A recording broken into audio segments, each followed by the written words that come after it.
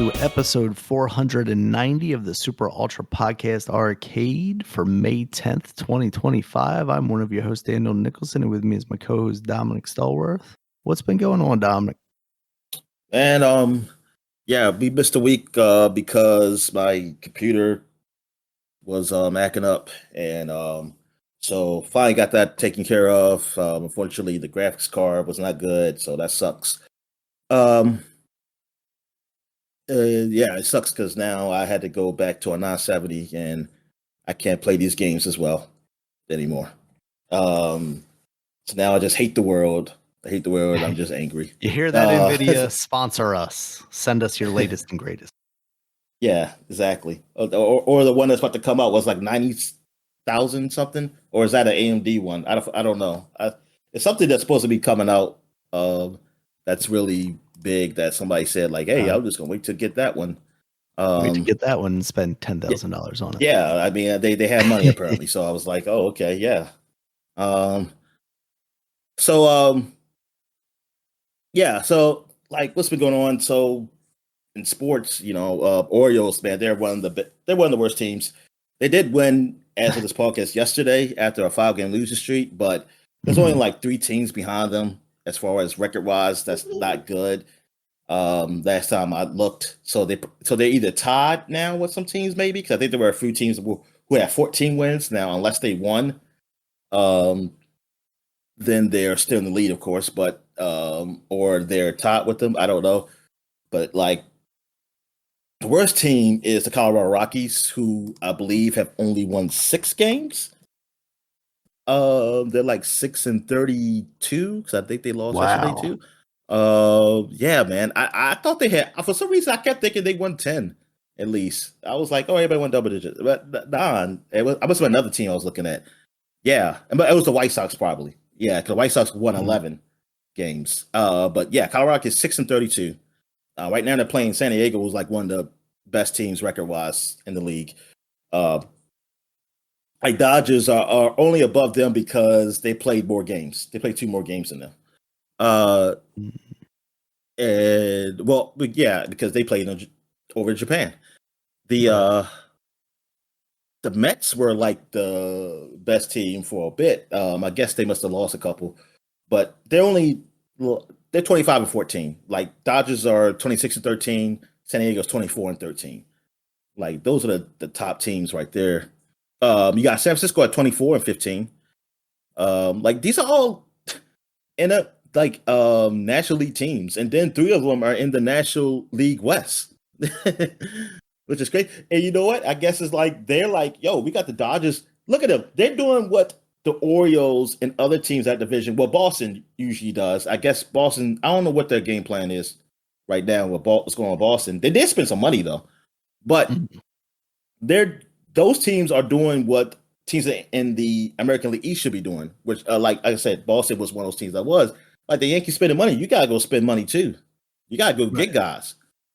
Like, I mean, unless you just get lucky, like you got people who come up really good, but even still, it's like, dude, like it just makes it not fair and fun. So I say I give it to them that those guys are competing. I mean, Arizona even did. They picked the pitcher up that we had.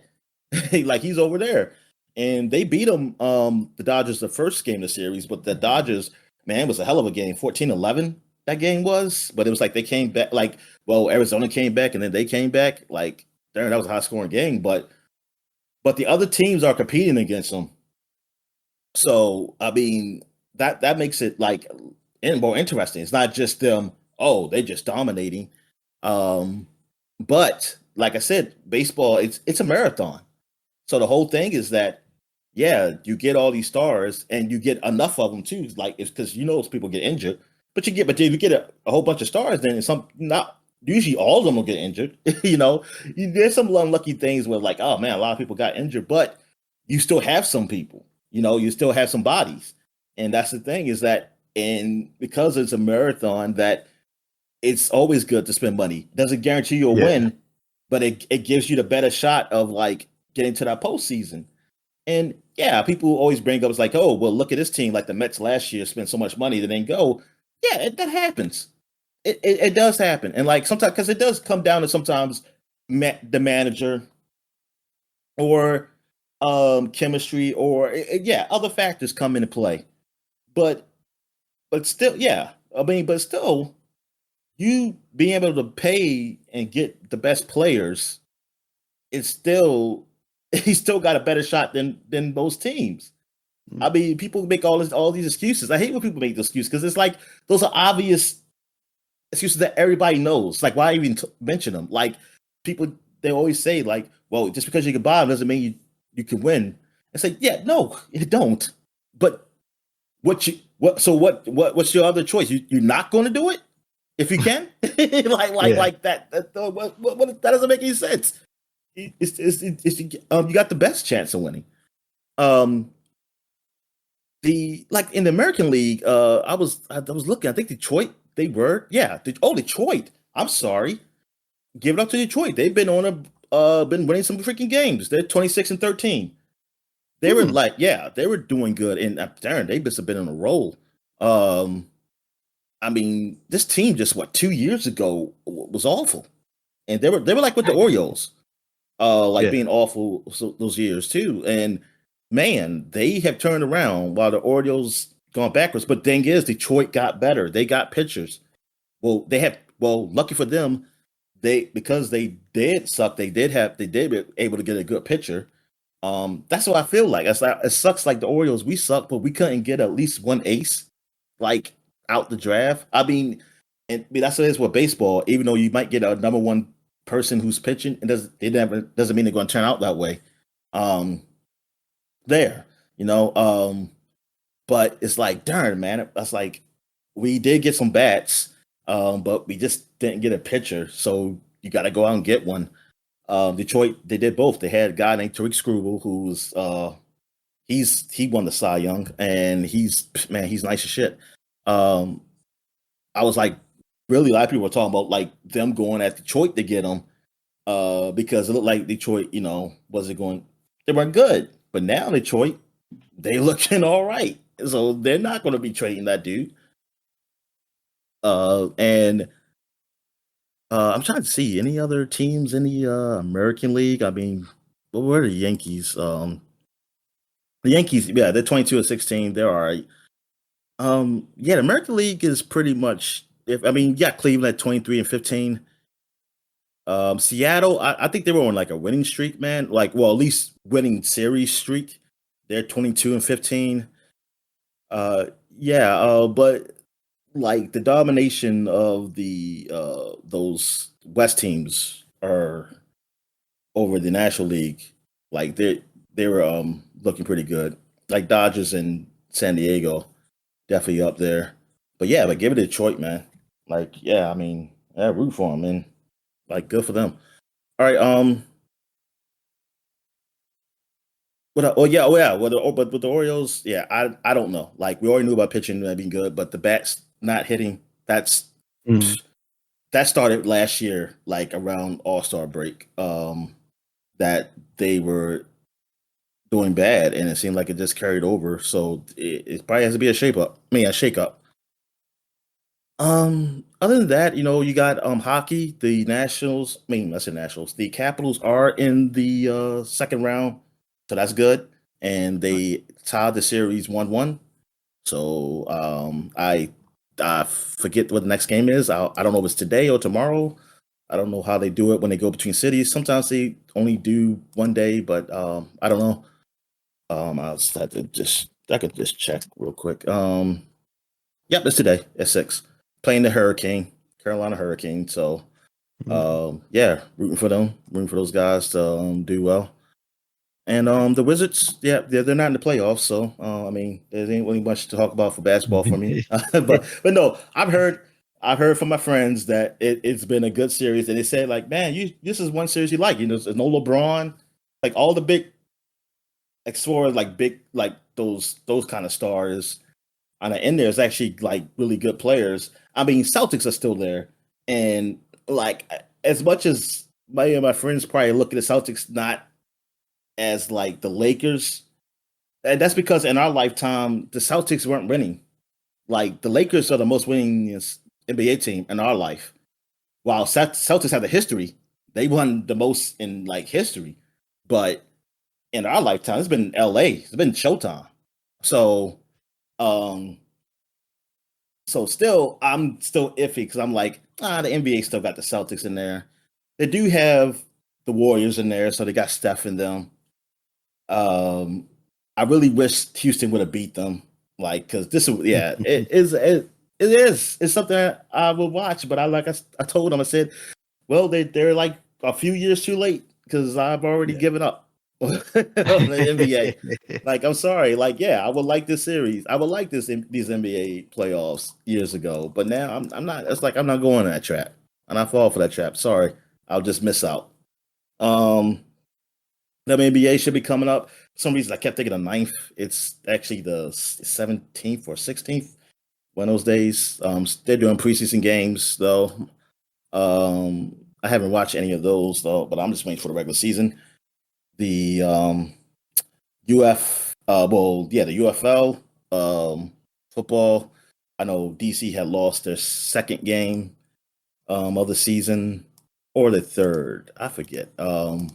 So I don't know who's number one now. I'll have to check that out probably later on. But yeah, that's pretty much it for sports. I mean, you had the NFL draft happen. I think we haven't done this since that happened, but I'm not an NFL draft guy.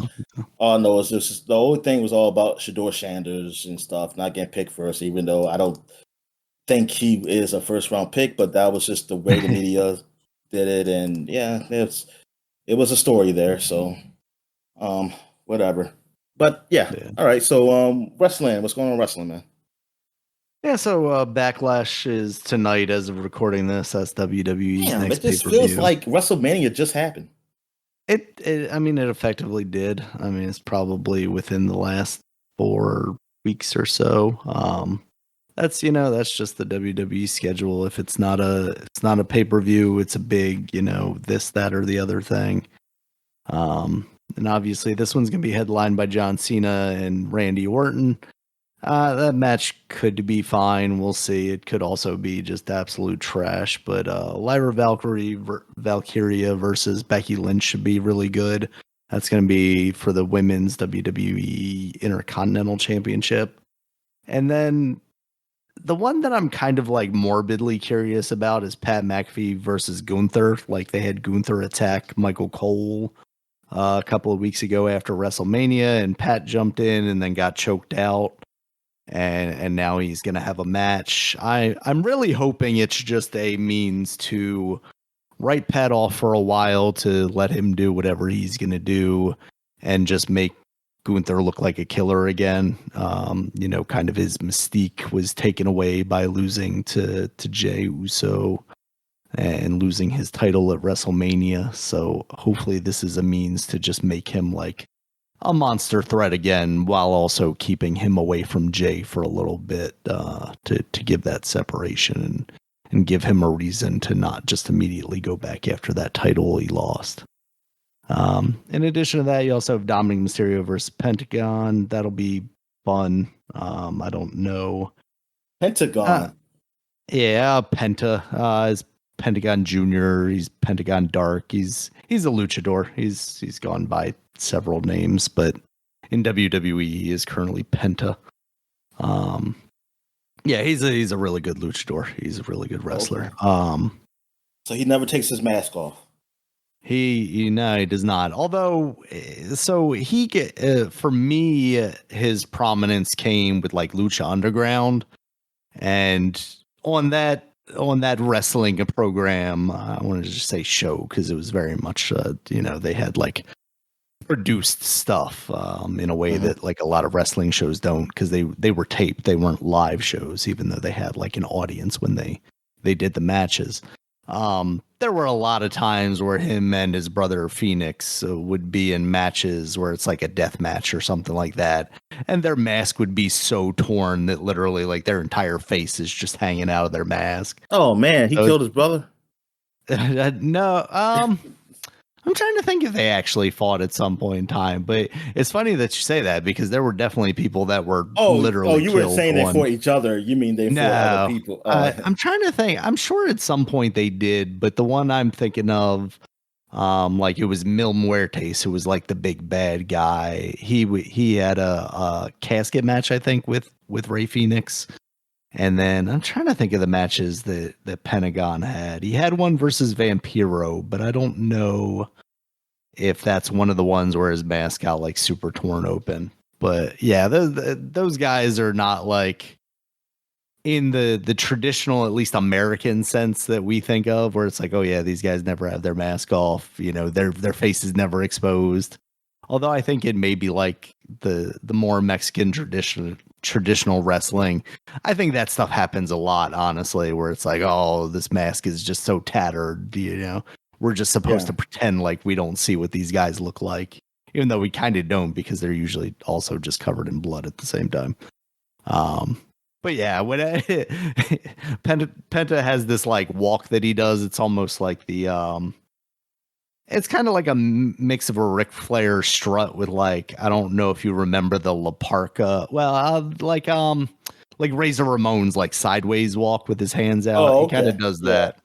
Yeah. So they'll cut to him like backstage at the beginning of the show when he's like walking in with his suitcase and he's got like a suit on, but then he's got the mask on and then he just does the walk. Very entertaining guy. And then the other match you have on this card, Jacob Fatu versus LA Knight versus Damian Priest versus Drew McIntyre for the United States Championship. That should be a lot of fun. I don't know who's going to come out of that victorious or anything. Honestly, I wouldn't be surprised if it stays on Jacob Fatu. But when you have this many guys in there, it's almost like one of those things where it's like, oh, I could see Drew coming out of this winning, but he's not gonna pin Jacob Fatu. You know, he's gonna pin LA Knight or something like that. It's a good way to get a title off of somebody that you don't necessarily need a title on, but you don't want him taking a loss. Hey, so where's Backlash taking place?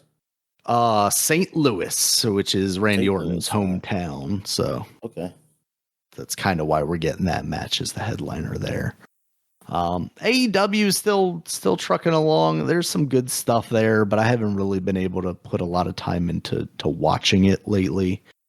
So it's just been mainly following up, watching clips on Reddit and stuff like that. Don't have much in the way of things to talk about with them right now. Okay. All right. So now we get to what we were watching. So I've been watching some more Andor. They've been putting like 3 episodes out on a week. Mm-hmm. I want to say it's going to be 12 total. So this will be the last bunch. If they do that, I think do another correct. 3 episodes. So it'd be funny if they just putting one. I was gonna say that's when they start the weekly. They're like, we built this up for you, and now. Yeah, they're gonna put like one. Yeah, they're gonna put a. It was good. Down. Apparently, like 8 was really like, man, it got really dark. That was like a really big pinnacle moment. Like you just knew something was going to happen, and the 8 episodes when that thing happened. I loved it. I loved every minute of it. Yeah, I love the series. The series this is staying up there with season 1. Oh yeah. Is that I'm gonna say I'm gonna say it might be better. I mean, I'm enjoying. Put like this. Wow, nice. I'm enjoying it more than season 1, and I really like season 1. Okay. So now if it's like better, if artistically whatever, I don't know. You have to ask those artsy fartsy guys. But they critics. Yeah, but yeah, I'm definitely enjoying it more. Like it's because I mean, not only just the action, but I mean the storytelling is good too, and like even like it has those episodes where it's not a whole lot of action, but it's definitely more action than it was in the first one, and that makes sense because the first one was really just him getting into the rebellion, being like recruited for it, and like he was fighting it, but then he just finally joins it, and this one he's in it, you know. Still trying to want to get out, but you know what happens. I mean, we've seen Rogue One, but yeah, so it's good. I mean, a little spoilery. The episode did end with him getting that robot, like at the very end. Though. Okay. Like, so I'm guessing we're going to see him these next 3 episodes, baby. This that robot. They're like, we got to get him in the show to sell merch. Oh, but seeing those robots like when they were just with the Empire, though, oh my God, that is scary. Because it's already scary. It's already scary looking like seeing tall, big Armatron lanky robots just walking, and then they strong as hell. Like they were just tossing people, like just hitting them, and there's just flying. And I'm just like, oh my goodness. I said, man, that's scary. But yeah, the show was good. And it just, like I said, for it to be part of the old Star Wars lore, it's like, oh, I mean, like, wow, this is definitely dark. It's like, this ain't the kind of black and white, kind of good versus evil thing that Star Wars has been known for. You got it where like some of the rebels, are doing questionable things. But in reality, you're like, yeah, in a real rebellion, that's most likely what happened. It's not black and white. I mean, the overall arcing thing is probably, well, all depends on, what side you're on, is black and white, but the things you're going to have to do to get shit done, you're going to have to make some questionable calls. Like, people are going to die that you knew. People are going to have to, because, like, the trust, like, and I get it, like, the whole thing with, like, trust, like, oh, man, this guy get caught, he's, like, he's a little nervous. Do I chance it that he'll get out of it, or he'll calm down, or I just kill him because I can't take that chance. Right. And it's like, man, you got to make those decisions. And it's almost like you got to have almost a black heart, or like just, I mean, you can tell yourself not to feel, but you're going to, unless you just get used to it and then you just come really dark. But it's like, you need those type of people. You need people to make decisions like that, because at the end of the day, it's all about the greater good. It's all about the goal of being the empire. That's the goal. You're just individual. Like, you might, like, I like what the guy was saying. Like, you may not see the end. Most likely, he's like, I'm not going to see the end. I don't think I am going to see the end. But this whole thing is like, you go through it, and like, you got to build a better future. Yeah. And I was like, yeah, man, that's exactly this. Yeah, and this is like, wow, this is what a real rebellion is. It's not a bunch of koala bears throwing rocks at the goddamn AT or at like I like to call it. Yeah. So I'm really enjoying that show. I know that Star Wars just came out with their like computer anime series, that new one called Tales of the Underworld, and that goes through like stuff for the Star Wars. They had one like, it was called Tales of if I was called, I don't know, I want to say Jedi or something along those lines. It was much, I think it's much like, it wasn't as like the Dark Underworld. It was like something more lighter that came out years ago. Like, it came out, I don't know, either 2022 or 2021 or something like that. I never watched that one. So yeah, I'm kind of want to go back to watch that one, because I heard this one's pretty good, and it has some characters like Ventress, who are always light, and like, because she actually lived through Clone Wars series. Of course she did. Yeah, and she yeah. I mean, I thought, and then they really made a character like a whole lot deeper than what it is. And I mean, come on, man, she was sexy, man. That is a sexy skeletal looking lady. But yeah, I was curious to see her. I find it weird that she has like a little bit of hair on her head, so I'm just like, what the hell? Yeah, that's weird. I don't like the sound of that. I'm not really big on that. I'm like, go back bald, man. Come on, man. You can go back bald. That was good look.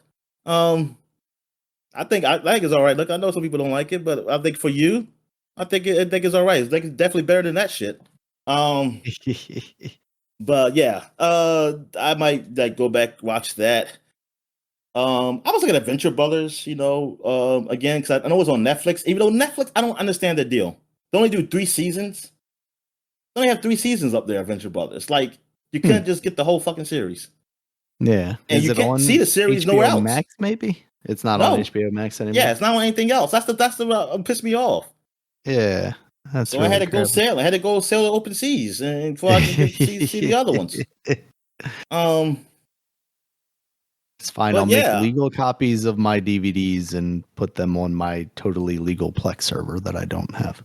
Yeah, and yeah, exactly. Like in all these shows, like that, I'll be wanting to see. Like one time, I wanted to see like Drew Carey. It's like, well, I said, who has Drew Carey? And I was like, nobody does. Just like Tubi and Plex. And I was like, oh, Yeah. I gotta watch commercials. It's like I want to watch commercials. And then it was this weird show that I wanted to finish watching. That came on Cartoon Network, Adult Swim. I think it was made by the guys who did Robot Chicken, at least maybe some of them or something. It was like a Frankenstein kind of thing. And it's almost like, it's not really claymation, almost like, well, it's kind of claymation, paper mache kind of look. And it was all right, but I never finished it. So I wanted to check it out. And it is on, I believe, Plex. But those commercials, man, like the show's only 15 minutes. And it's like, dude, like, you gotta give me at least just one commercial at the beginning, man, or something, man, before I can just get through the episode. I don't want to I start the episode, then it's like commercial, and it's like, come on, man, I don't want to do that. And this long ass commercials, it's like, man, I'm tired of that. All right, so that's all I watched. So, what you been watching? All right, so I finally started the season 2 of Last of Us, All right. and I got to the episode where the big thing happens. I mean, I'm just gonna say it. It's been spoilers for the game for several years now, and I'm even weeks behind on the show. So they killed Joel. That was a very intense moment. I did not. Yeah, I you didn't missed know. that Oh on no, YouTube Dominic, episode. I'm sorry. Yeah, I was wondering why he wasn't there. Intense episode. She was like later in the game. Yeah. What's she going revenge for? Yeah, so they introduce that woman and her clique from the Fireflies, and and that woman, she I mean, I know her. I mean, I know when she was young, like, because, well, I think when the first time I ever seen her was Justified, and okay.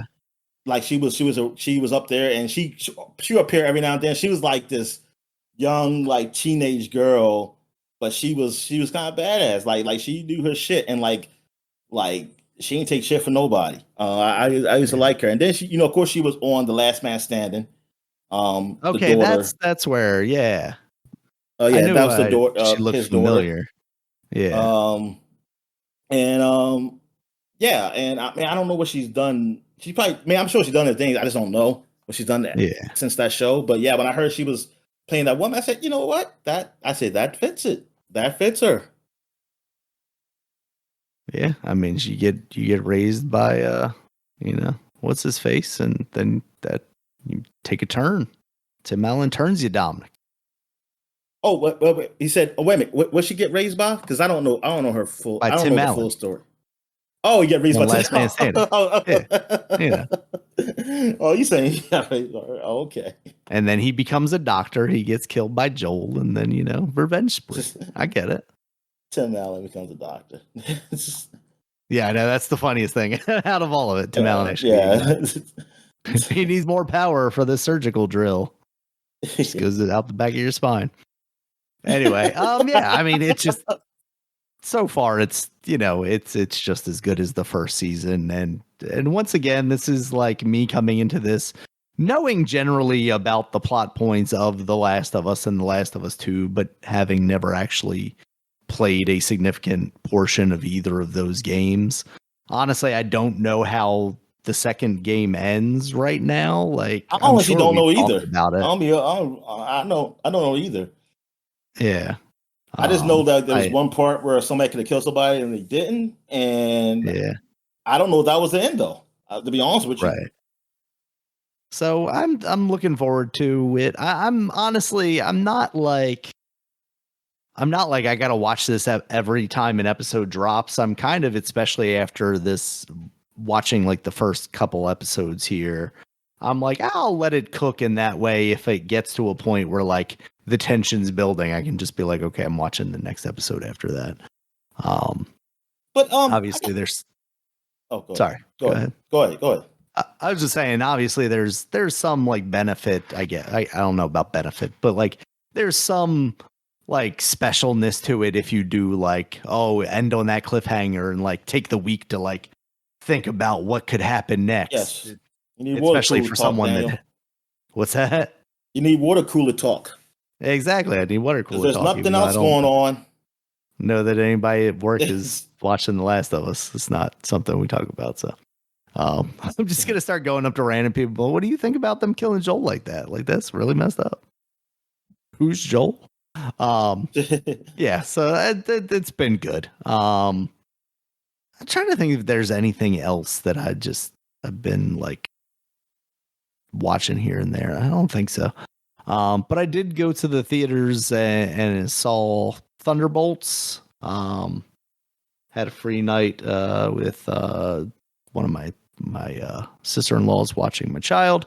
So we went and saw Thunderbolts, and that movie's really good. It's a lot smaller, kind of like cast wise, and even like on the Marvel scale of things. Obviously, they do touch on some of the like bigger things that are happening in the Marvel universe right now, but really, it's kind of about What is happening? those What's kind of. honestly happening right now? I I have think no that's the idea. problem, right? It's the incursion stuff, all the like dimensions colliding stuff, which I don't Okay, because think I they've mean, done. like I haven't seen like five, maybe like Yeah. 5 or 4 movies. So I mean, They I also honestly just don't haven't know. really done a good job outside of like kind of vaguely mentioning it. It doesn't. I'm, I don't know. Like, it's easy to think back with like in retrospect, like what they did with Thanos was like super great, right? Because like, oh, he showed up at the end of this movie, and but at this this just isn't happening in the same way. It's more like this generalized like thing that's happening in the universe instead of like this like greater threat that is being shown as such. It's one of those things where it almost feels like um they're trying to I don't know what they're doing. I don't know if they're like catering more towards people who are familiar with the comics, and maybe this was again the same way with Thanos, where it's like, oh, the people that know, we all know that they're leading to secret wars, just because they've already announced that. But like what that means to the layman, the non like comic book reader, versus someone that is at least somewhat aware of those comics. Like I didn't read those comics either, but I've read enough Wikipedia pages that summarized or watched some YouTube videos or whatever to And generally know you seen that what it's Spider-Man leading to. episode? Yes, And I yes. say exactly, and I saw the Spider-Man episode. That when it comes down to it, Dominic, a lot of my like comic book knowledge comes from those 90s cartoon shows. I mean, yeah. I mean, that's a lot of my friends too. We didn't read comic books. Yeah, no. We honestly didn't. It wasn't a thing to go to Well, it wasn't really a lot of comic book stores. It wasn't like that. And where I grew up, it was like Japanese, but that actually didn't last. No. And when I got by middle school, probably middle school Mm-mm. or high school, about I want to say middle school, I didn't see anymore. Um, but yeah, and plus comic books, they were and the ones I seen, and they comic books weren't cheap. No. Like by the time my age, I mean, I don't know. Like, I guess you get the cost equivalent, like to what it was then, but I think it still was cheaper, even if you put the cost like relative to like how many cents they paid for those books. Because I mean, Yeah. come on, like It was three also three to like the four. length of those books too. Like you're gonna get through that, in like 30 minutes to an hour at most. Yeah, and thing is, when I was reading some of the old like Spider-Man or Fantastic Four comics when they have the epic collections, they were Mhm. like they were 20 pages, and I think if you get the comics now, I never count the pages. They're probably the same, but it's not as many blocks to read. Yeah. There's like big pictures. The pictures and I was drawings gonna are say nice, bigger but it's not a art whole lot to whatnot. read. You can really Yeah. like 30 minutes, man. I mean, 30 I minutes was is gonna because say you're that's looking at those probably pictures. exaggerating it. Yeah. Yeah, yeah, yeah, yeah. I think 30 minutes for those old ones. Yes. There was a lot of words. Sometimes too many words. But it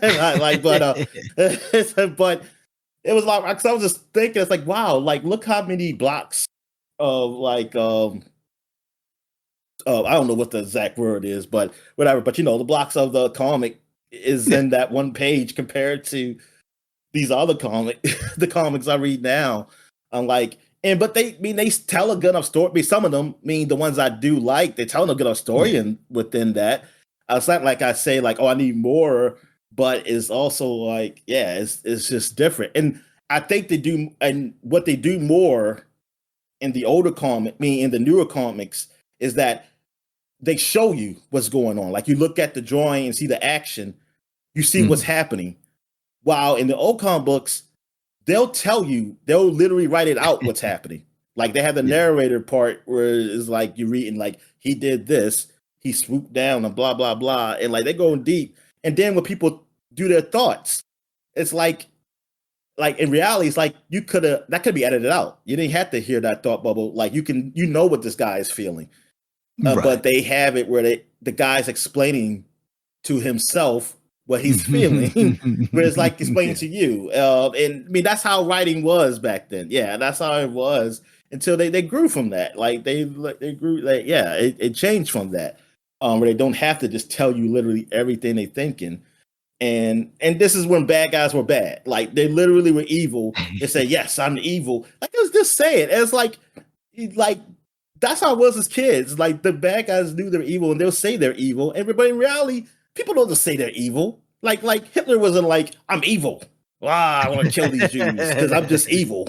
like they don't think of themselves as literally like I'm a bad person. They might say I've done some bad things, but they don't really like think like I'm just an evil person. Always I'm just for the greater good, quote unquote, right? Like, yeah. Yeah. They always think they're doing the right thing in the long. It's like when you were talking about the rebellions. They're like, yeah, I may have to do this, but it's because I want to do this for my people, for my society, for my country, for whatever, Yeah, there's not many people going around. Nope, I'm the devil. Ha ha ha. Yeah, exactly. Yeah.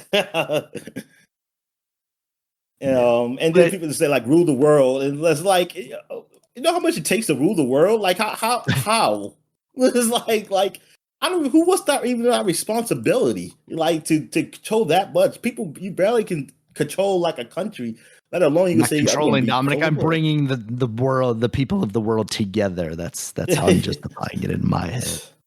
I'm the only one that could possibly pull this off. Yeah. I always find funny. It's like, what about the other villains that's around? What were they doing? Like they're gonna just be like, yeah, I'm gonna let. Well, this they're gonna work with me to, I'm gonna give them Zanzibar or whatever.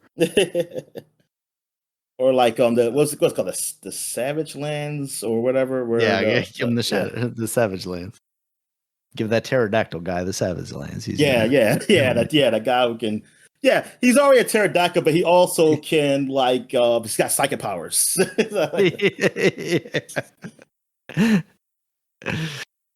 All right. So Thunderbolt's very good. I think it follows in the footsteps of a Suicide Squad or a Guardians of the Galaxy, but does a good enough job distancing itself from both of those and kind of carving its own path without just being like Temu version of that, or we got that at home kind of thing. Obviously talking about the James Gunn. I appreciate you disrespecting Temu there. I'm sorry. They're quality products. My shop mother like a has billionaire. Bought a lot of stuff from there and have tried to take a lot of stuff back.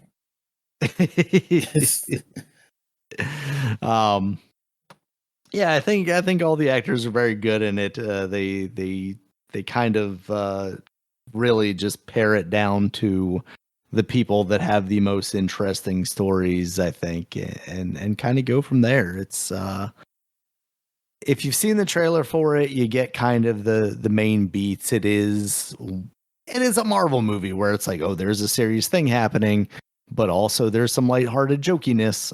But I think this does a better job at balancing that, where it's not, again, because I think it's a smaller thing. It's not this like world threatening thing, even though the reality is like, if we were to see, the kind of eventual down the line, if this were to continue happening, it would absolutely be catastrophic for this universe, because the villain, they've talked about it. It's Sentry slash the Void, which is basically like the Superman equivalent in Marvel, but also he's got like this dark side that he can't control.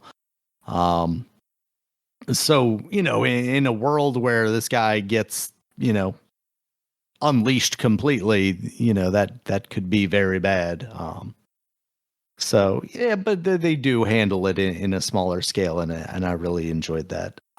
Without getting too spoilery about it, they have already gone out and in the advertisements started calling this the new Marvel, or the new Avengers, and that is a fun little gag that they kind of tack on at the very end of it, where it's Val, the former CIA director, played by what's her name, Elaine from Seinfeld. Julia Louis-Dreyfus. Yeah, and Veep. Julia Louis-Dreyfus. She basically kind of puts them in that position where now they're the new Avengers, and then in the post-credit sequence, it's like, well, we're the new Avengers, but Captain America's got this Avengers team that they're trying to put a cease and desist on us, and stuff like that. So I think there could be some fun stuff there too, as we get to a more serious Avengers team with Captain America's team against these guys who are just the ragtag ruffians. But they definitely do some interesting stuff, even with like John Walker, U.S. Agent, Captain America from the Captain American Winter Soldier series, exploring like what he's got going on and fleshing out his character more.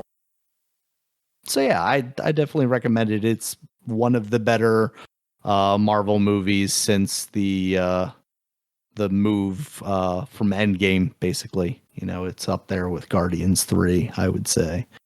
So yeah, I recommend it. It's probably the best Marvel you're going to get. I don't want to say the best Marvel you're going to get for a while, because hopefully, I was going to say, hopefully Fantastic Four ends up being just as good. It is kind of interesting, though. I want to see what they're going to do to differentiate this from like this other kind of group endeavor, right? I mean, obviously Thunderbolts is kind of this like found family almost movie where it's like all these people are individuals, whereas Fantastic Four is actually like, hey, no, these guys are family, and dealing with things. The best superhero family. They're the best superhero family. They are the first. That's what they used to say. Family. Oh, I don't know that. Maybe I have no idea. Okay. Or at least that's the way they used to be advertised. They were the first family of Marvel. At least I don't know about DC. Well, I know definitely first family of Marvel, but yeah. I don't know. I'm trying to think. Was there a family even in DC or some other comic? I don't know. I'm trying to think. Like,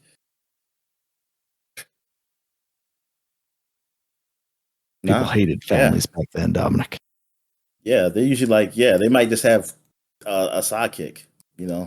That's it. All right. Yeah, so that's what I got this week. All right.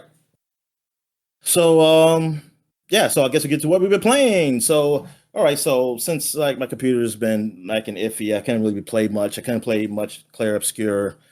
And going back to the 970, oh my god, it's not good. I might have to start playing that probably through streaming. I don't. That's not great either, but it just pisses me off. All right, but I've been playing some Unicorn Overlord. I've been playing a lot of that, and I was saying that what, this is very much like Fire Emblem. Now I didn't only play like one real Fire Emblem game, not the Warriors ones. Like looking back at Fire Emblem, looking at all that, I was comparing it to like the videos I've seen of it, and other people are saying, this is definitely, because even like their class system is the same, and like weaknesses and stuff. It's like, this is very much very similar, because I was playing some Fire Emblem Warriors also, and I was saying like because they do the same thing. Like they have like, oh, like if you like the knights are weak against the griffins or dragons or whatever. And I was like, that's the same as Unicorn Overlord. And I was like, oh, okay. So that's why I really look back at Fire Emblem regular. It's like, okay, this game is very similar to that. It's just done a little differently. It's just done in a way that's a little different, but it's very similar. It's still that strategy game, but man, it's a lot. Like I don't know how, because I've seen people at like high levels of 40 and whatever, and Mhm. I'm just at like, I mean, my highest level guy is Twain. That's only because he was already leveled up. That one of the characters you get, he's like really strong. Um, and but my other characters, they haven't got to level 20 yet. So I'm like, man, I must got a lot of game left. And it was like I was doing a lot of side missions. There's a lot of side missions like of you being able to get other characters if you choose to, even though, Mhm. like I said, there is no it seemed like there's no reason not to choose it. It seemed like it's a loss. Like I was kind of hoping at least like a story element to it, like if you don't choose this character or whatever, or it could be something like, hey, you have to you if you don't choose this character, you get someone else or something, get something different, like some for some other reason. But that's like the only downside. They didn't go too deep with that, but yeah, just the strategy of trying to put my forces together to go in there and fight. Like I got to a group of three, and I think, oh, I got one group of four actually. And man, it is hard to find a lot of strategy in on this game online. Not the YouTube videos, because I don't want to go through having to watch a video. Right. Um, but like even like just the wikis and all the other stuff, like a lot of them not finished. And I'm like, wow, I never really seen like a game that was actually considered really good. I don't know about popular. I mean, I think popular enough for for that game, but it's like, man, like things are still saying like, oh, we'll be right back. It's like this game came out almost a year ago. You're not going to finish. It's like you're not going to finish this thing. Like people are already beating the game. So I'm like, darn. So there's a lot of things I have to figure out on my own, because I think even a guy said that like on a Reddit, he was like, man, I'm having a hard time finding like any strategies. Like I want to put the best team together, and like I see some recommendations and stuff, but I was thinking like, oh, they're going to do some more, and then I guess they just stopped at that. I was like, oh, come on, like I need like what's the best 5-man team or 4-man team? And now there's some videos out there on YouTube, but like I said, going through them because I got to fast forward. 'Cause I'm just trying to see what it is. I don't need them to explain to me. I said I can figure that out. I'll put the team together and I'll go see what happens.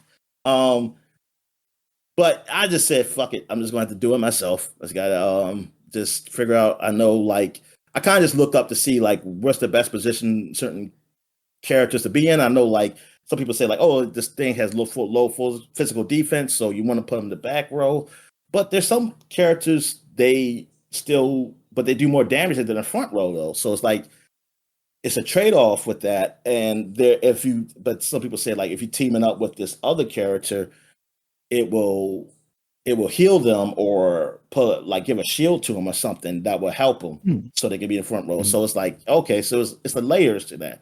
And yeah, the game is awesome. Like Unicorn Overlord was really good, because now I'm looking back, I don't know where I placed it at on my list. I mean, technically we didn't do it this year because of my hard drive getting wiped. Yeah. So well, fried. So I don't know where I had put it at, but like I think it would have been higher. Honestly, I think it would have been. I would think it would have been higher than wherever I had it at. It would have to be Mhm. like in the top three. Nice. Honestly, if they were doing it again. Um. So I've been playing a lot of Borderlands 3 because I was using that to test out Mhm. like seeing what was wrong on my computer. Realized it was the graphics card, but man, it's not running as smoothly as it seemed like it was when Oh, really? when we had tested. Like once I started playing like and going other stages, it started Mhm. like, oh yeah, I see the difference. It's definitely ain't as smooth as the other graphics card. But Mm. I mean, it's all right. I mean, I can deal with it. Like I can definitely deal with that. Um, but I've been playing a lot of that. It's on Game Pass, and this is the one with everything. So you get some extra stuff, some extra skins, some extra little token things you put on your guns, and Oh, everything. Stuff I didn't have because I just bought the base game. right. So I was like messing around with that stuff, but I was actually playing through, and since I'm playing by myself, because when I was playing with Foot, I wasn't really paying attention to the story. We just went mission and just look at where the dot where you're supposed to go. And Mhm. said, okay, we have to go here and shoot our way. And when we didn't pay attention to the story, and we realized, oh, what are we supposed to be doing? Then we just look online, and then we realized, like, oh, that's because they said it, but we just missed it. But now since I'm paying attention to the story, it's all right. It's actually like I'm having a better time with it than I initially was. Because initially I was just playing it and like the gameplay wise, it was just I felt the same as two with some little changes and improvements, but overall I still like two better then. And I mean I think two is still the better game, but now I'm kind of enjoying it more because I'm like listening to the story and the dialogue and stuff. And it's pretty funny.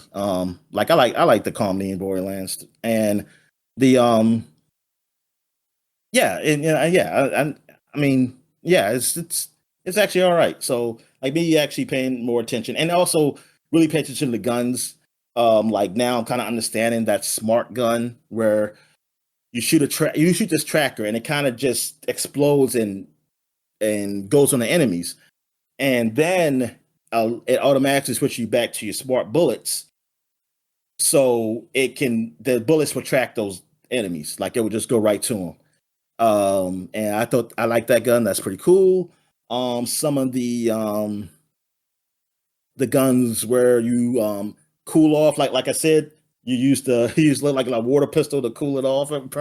Apparently, those guns are pretty neat. Like they do different ability. They have different types of those guns too. Like they got their basic stuff. I think they like corrosive, electricity, fire, um,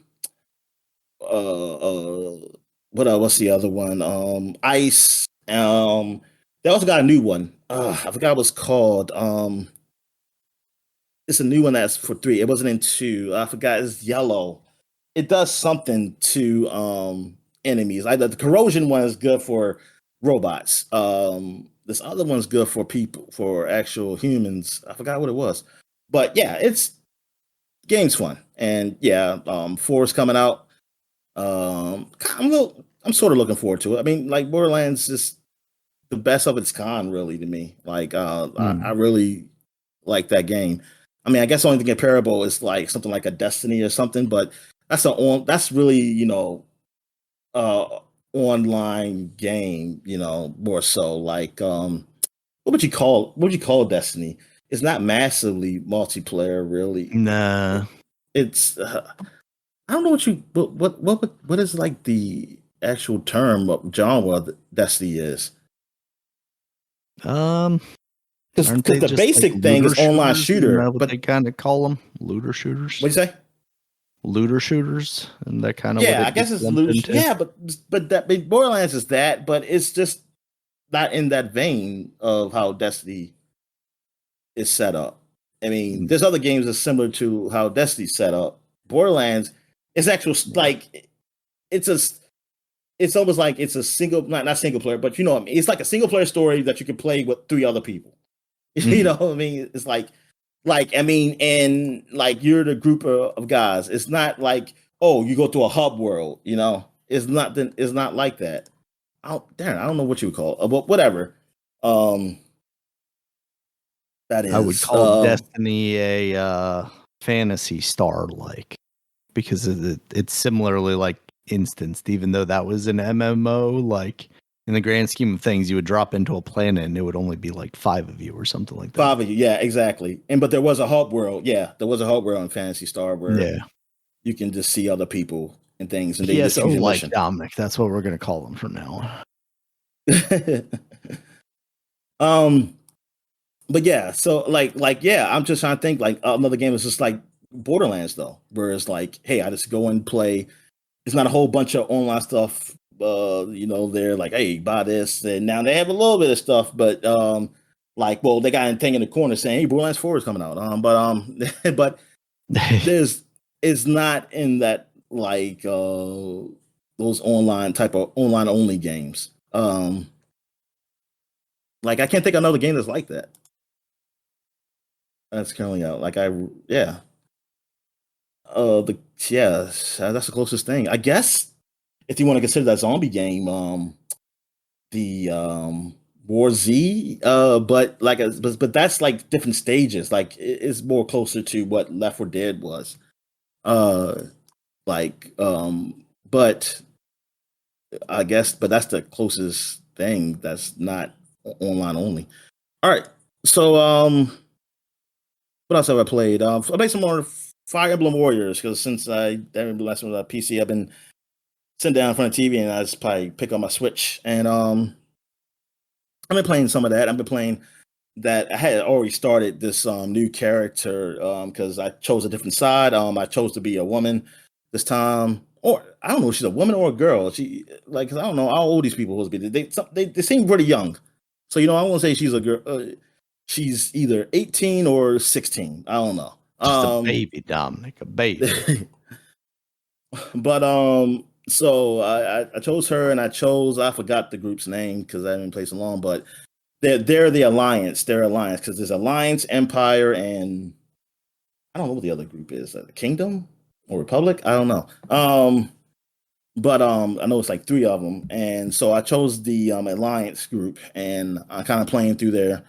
And yeah, I mean, game's fun as hell. I mean, like I said, I like Dynasty Warriors, and I like the aspect of them putting what they had in Fire Emblem. They put the strategy aspect into it. So, like on the map, I choose like I can tell people where to go, and also like strategize like how to attack the enemy on the battlefield and everything. Like it's not just the simple smash buttons. Like I'm just gonna keep this hitting and this one because if you don't know where you're going or anything, yeah, you're end up losing like the mission because the enemy probably captured a base or something because you were just killing enemies, just like indiscriminately. But yeah, so I like that they really I mean, this is what these guys done over there at Koei Tecmo. Over the years, even with Dynasty Warriors, they have evolved it. And like, I mean, I'm hearing like from Dynasty Warriors Origins, like it's been selling really well. It's been doing really well. I kind of want to get back in that game too, but kind of sucks now. I had to go back and play it on this graphics card. Even though I was playing the last graphics card, but I played it with the new one, and I saw that game look and run, and I was like, Yeah. oh, it's so much better.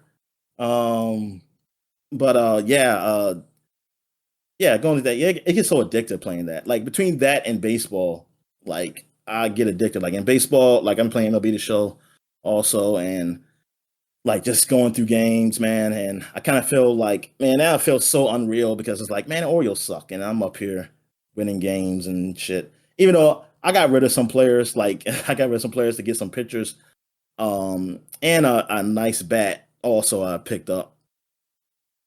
And yeah, but I was like, man, it's like we definitely winning way too many games compared to this team. It's it's like totally different. But the Dodgers are still like the best team though in that game, even without like just them simulating their games while I'm playing mines. Uh, yeah, I'm trying to think like what are some of the differences in that game. Well, aside from the obvious differences because I'm playing on Switch, the like the additions they like I said, the menu systems are different. The like even starting the game, they update. Like I said, I think I said this before. They update you on like what's the top news going on in the league while you start the game. Like they show like, hey, this guy's on this hitting streak right now, and this guy is batting like 400 for the last 10 games and stuff like that. Like you see, when you're watching games, that's like, oh yeah, this is pretty cool. But the thing is, I wish I could see that in like the menu of the franchise where they have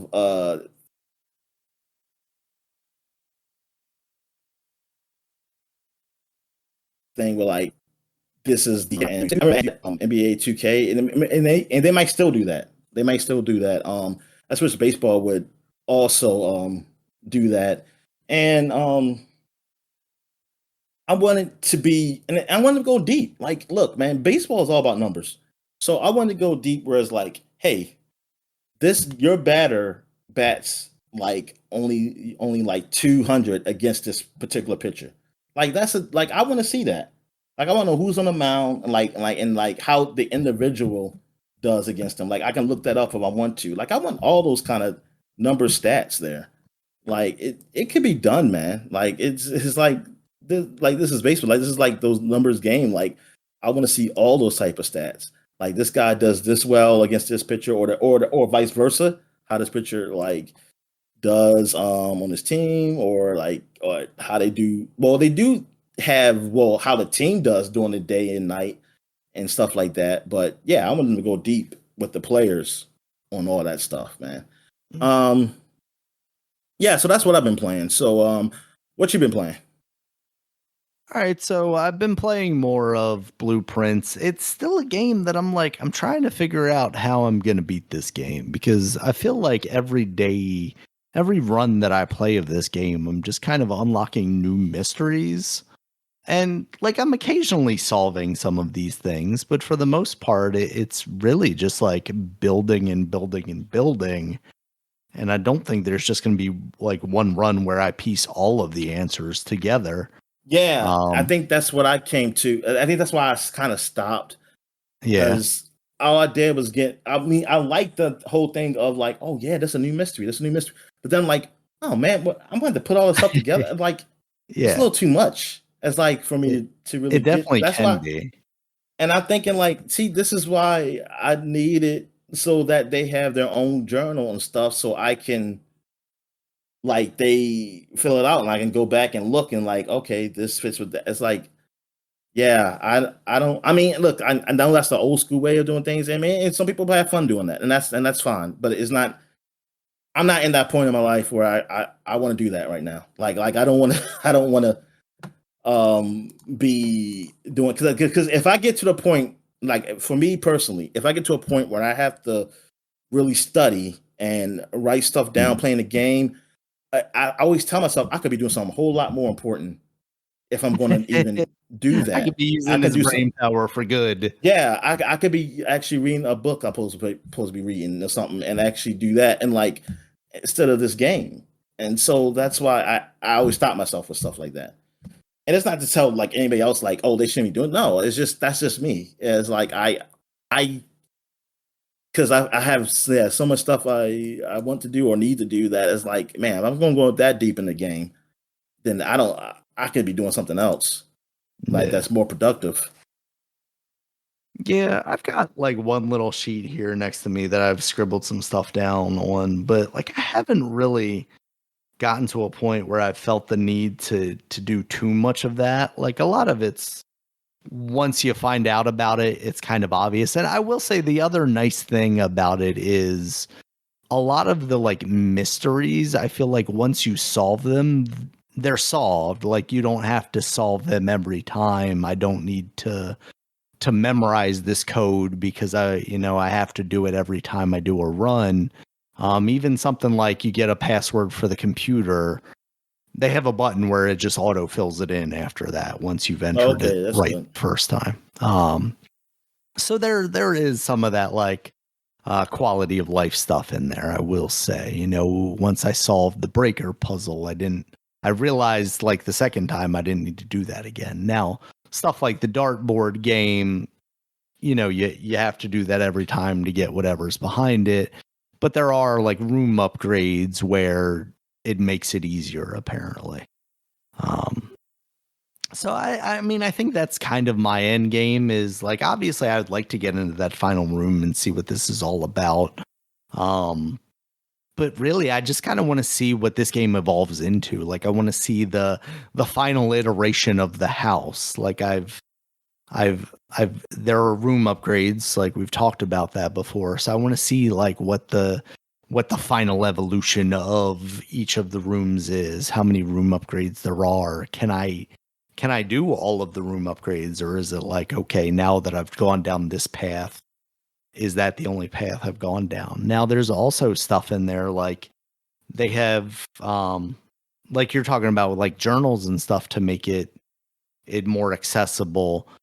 There's also stuff in there where it's kind of describing the meta to me. It's like there's a library in there and you can rent books, and one of the books is like, these are the kinds of houses that some people design. Like if I'm going for a greenhouse, focusing on the green rooms, which is usually like the plants and stuff. These are the things that we recommend you do, build this before building this, or build. And I thought that was really nice to have it actually kind of laid out for me that way, because I don't go, okay, I'm going to make this run as like a red room run or a blue room run or a green room run. I'm just going like, okay, what is the room that I can get at this time to get to the next so I didn't realize there's some. Oh, okay. So it's some connection with those rooms, so that it'll be actually beneficial if you just try to get those rooms. Oh, okay. Exactly. Yep. And that was a nice thing to just basically kind of have the game lay out for me, because it's something that I probably wouldn't have pieced together, just because my play style is, okay, my goal here is to get to that final room. What room do I need that's going to lead me north, basically? What room is going to not dead end to me? But the game explained to me that sometimes it's beneficial to utilize those dead ends where you can, without impeding your progress, to further your progress, because a lot of times, like, the dead end rooms are your bedrooms and stuff like that, but your bedrooms are also the ones that usually give you like extra steps and things of that nature, that allow you to explore more. So I do really appreciate that aspect of the game, that there is stuff in there that is actually like kind of, I don't know about spoon feeding me, but it's giving me the kind of understanding of the game without having to go on the internet and have someone else explain to me what I should be doing with this game. So that's why I really enjoy the exploration aspect of this game, not just like the puzzle solving. Even though you're seeing a lot of the same rooms, sometimes you're discovering new and different things about those rooms, and evolving those rooms. So there's still a lot here for me to like. It's just between this and then just like more and more and more games coming out, we're starting to see the reviews for Doom now, and that comes out next week. It's like, am I going to play that, or am I going to wait until I'm done this game? Or also started playing Clair Obscur just because I wanted to see what's going on with that, and I knew maybe you weren't going to be able to play it as much. So I thought, everybody's talking about it like it's potentially the best game of the year already and a contender for like one of the greatest games of all time. I felt like I needed to see what it was doing. And I come at it from an interesting perspective, because like everything that I saw up to this point, I'm like, wow, that game looks incredible. It's visually it's pretty stunning. And I actually kind of came into it and immediately went like, oh, I'm starting to see why some people are not so high on the graphics. And it's not like a fidelity issue. It still looks good, but you can at the same time tell that it's made by like a smaller studio. Yeah, who aren't as like faces. Obsessive. Yeah, look at the faces. Yeah, some of them are like super weird. It almost feels like they're doing like the LA Noire, like superimposing, the faces on top of things, but like his hands going through his jacket and stuff like that. It's one of those things where I talked about it a little bit with like Assassin's Creed when I was playing that, where like if it's a Naughty Dog game, you're putting your hand on the door handle, you're slowly turning it, and you're opening it. Assassin's Creed, you're just like waving your hand in front of the thing to open it up. And in this game, it just feels like you would almost just walk straight through the door. And that's not to disparage this game. I think there's a lot of interesting stuff going on in this game already. And I'm only at the beginning of Act 1. Like I went through the whole like I guess you would consider just like the tutorial stuff as the story is laid out for you and you begin your expedition. Yeah. But already the story is very interesting. You know, you have this general concept of like this woman on this far off island paints a number, and all of a sudden everybody at that age just turns into flower petals, and disappears off the face of the planet. And that's in addition to the fracturing thing that's going on as well, you know. But from a personal level, you know, your character is having these relationships with these people that are then, you know, disappearing, or, you know, are not that far away from disappearing. You yourself, or, you know, you're a year away from potentially having the same thing happen to you. So I am very intrigued to see like where this story goes, and the gameplay is definitely, I don't know if I want to say entirely unique, but it is definitely a cool variant of a traditional JRPG where you're selecting your thing, but you're actively, you know, defending, and you can do your block or your dodge rather, but you can also do the parry, which is going to have a smaller window. Now that stuff I'm definitely finding myself not quite getting the hang of yet. Yeah.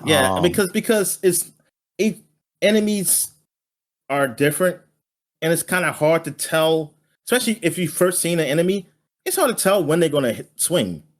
Yeah, because they're trying to be obtuse about it, right? Like even in the tutorial, when you're fighting your sister, like she stands there for a minute before she goes into her attack, so she's kind of like baiting you into, you know, blocking or parrying super early, and then by the time you're out of that animation, it's the perfect time for her to actually swing, or like she'll hang up in the air for a second. So yeah, I want to see the way that evolves in the game too. Like, am I going to get better? Because I heard people talking about like listen for like the sound cues and stuff like that, but I didn't find myself noticing that really at all, at least in the tutorial battles that I was facing.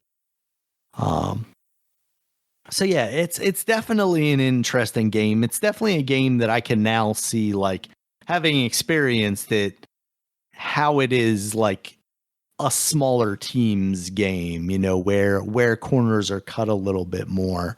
But I don't think that's impairing it in any way. So that's, you know, I think that speaks volumes to about what they're doing with the story and the gameplay aspects of it. Even just running around in that game feels really good, because you just full on sprint.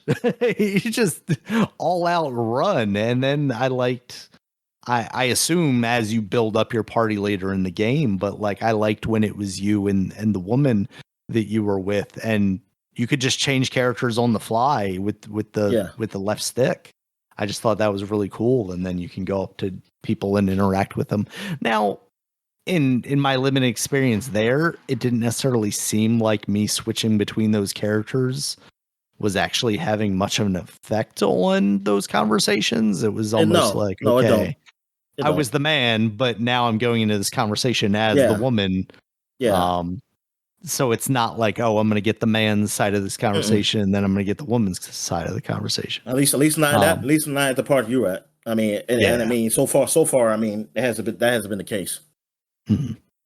Yeah, but yeah, this game's totally interesting. I see why it is definitely captured kind of the zeitgeist right now in the video game sphere, and I am definitely interested to play more of it. And I do appreciate the fact that, like, if I do find myself struggling with the combat, there is an easier mode. You know, there's a lower difficulty level there that opens up that timing, it sounds like, and just allows you to get that story more if that's what you're looking for. Yeah. All right. So that's it. That's it for me. All right. So I guess we'll take a quick break. When we get back, get to the flashback segment. All right. And we're back. So now we're flashbacking to 2015. This is the flashback segment. So we got a new month. We're gonna do covers, and we got a few games. Ain't that many games, so that's why we can do covers. Also, even with this 2 weeks, but we do got some big games though. Project Cars came out 10 years ago. I remember we talked about Project Cars on our first year of doing a podcast. Yeah. Really, yeah, man. Holy shit. We did the podcast, what, 2014, I think is first time. So yeah, so yeah, it was like initially like it was a crowdfunded game, which it kind of ended up being like an investment, right? Like some people actually got people who crowdfunded got money Yeah, they back. actually got checks back when it made a profit. Yeah, so like good for those guys. And yeah, good for starting a franchise. I mean, it has 3 games now. I totally forgot it was Yeah. a third one. I mean, it wasn't rated that well. It came out in 2020 though, but I just remember like this the simulation game, and I always question like why this game? Like when there were Forza, or if you had a PlayStation 4, Gran Turismo. Well, actually for PS4, that was kind of, you had that weird Gran Turismo. Um and that didn't even come out yet. Yeah, I don't even think that came out. Yeah, that didn't even come out yet. Yeah. That Gran Turismo. Yeah, PlayStation 4 technically didn't a first party racing game. So okay, I can see why some people would want to Project Cars. Because yeah, especially from the PlayStation side. Yeah. For the Xbox side, I wondered like what was the appeal of Project Cars? I'm curious about I would imagine it that. has to be like a more sim style thing than like what we enjoy as far as like the Horizon game. So maybe Okay, so you think the it's classic a more Forza deeper? just, yeah, maybe the classic Forza was just not hidden for people. Excuse me. I also confuse this game, I think, with iRacing, which is like the super sim online one that people use a Oh lot. yeah, yeah. Um, so yeah, I think I always confuse those two, and yeah, that's why when you said like Project Cars 2 and then Project Cars 3, I was like, did they really make more than one of those games? And yeah, they did, and this is more like in line with a Gran Turismo or a Forza than like Super Sim, where I gotta have my wheel and my brakes and all that stuff set up in my little car. Yeah, so yeah, Project Cars, yeah, so they had like 74 cars in the game, now compared to like Gran Turismo or even Forza. Now I remember Gran Turismo, like I think 4, it got up to like almost 500 or something cars. Yeah, It was something ridiculous, and like I mean that's a big number, and my I mean Honda that's cool Civic's in sound. there, Dominic. I'm fine. Yeah, yeah, but the problem is like how many cars you really going to drive. But I give it to it for, think about it. That was a PS2, and you had that many cars, on that disc, like to be able to choose from, was great. And I guess also to customize. Now the customization got deeper later on in the series. I don't know how deep it was then, honestly, Mm. because of course, like the actual manufacturers have going to want certain things for their cars to be done or not to be done. But yeah, while this one's 74 drivable cars, so I mean, having less cars can also help with that. Definitely helps with development, and you can focus on those The cars ones people also. will From use, yeah. exactly. They had over 30 unique locations and at least 110 different courses. I mean, yeah, I mean, this is like one of those successful crowdfunded games, like projects. And I mean, they end up getting bought by Bandai Namco. Um, and then it said the franchise was introduced in 2015. But following then Project Cars 3 came in 2020, but following the acquisition of Codemasters by Electronic Arts, development on the Project Cars series ended in November 2022.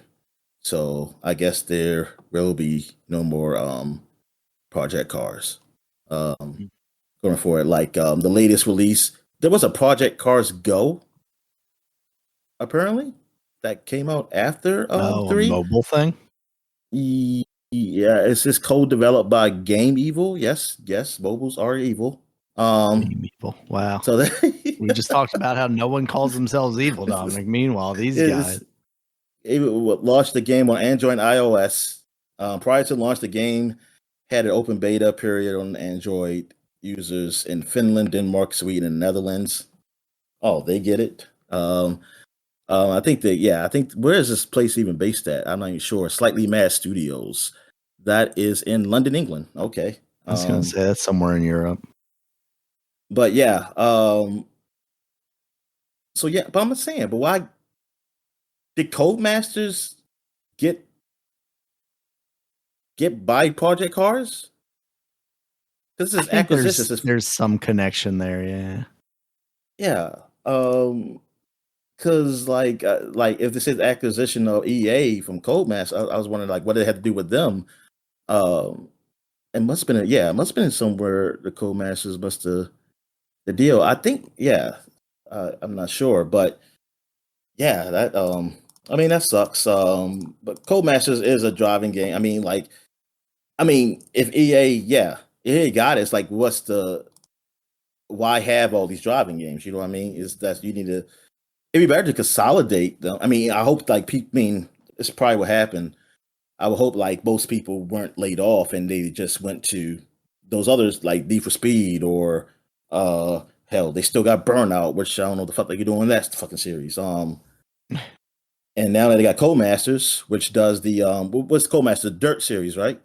Yeah. That they can go do that. But EA doesn't really have a simulation racer series. I mean, I'm not saying they need to or anything like that. I'm just saying they don't. And well, hell, they barely even put out freaking Need for Speed, honestly. Like our arcade game. Yeah, what was the last time they put the racing game out? That's a good question. I don't even remember now. Need for Speed, maybe? That last one?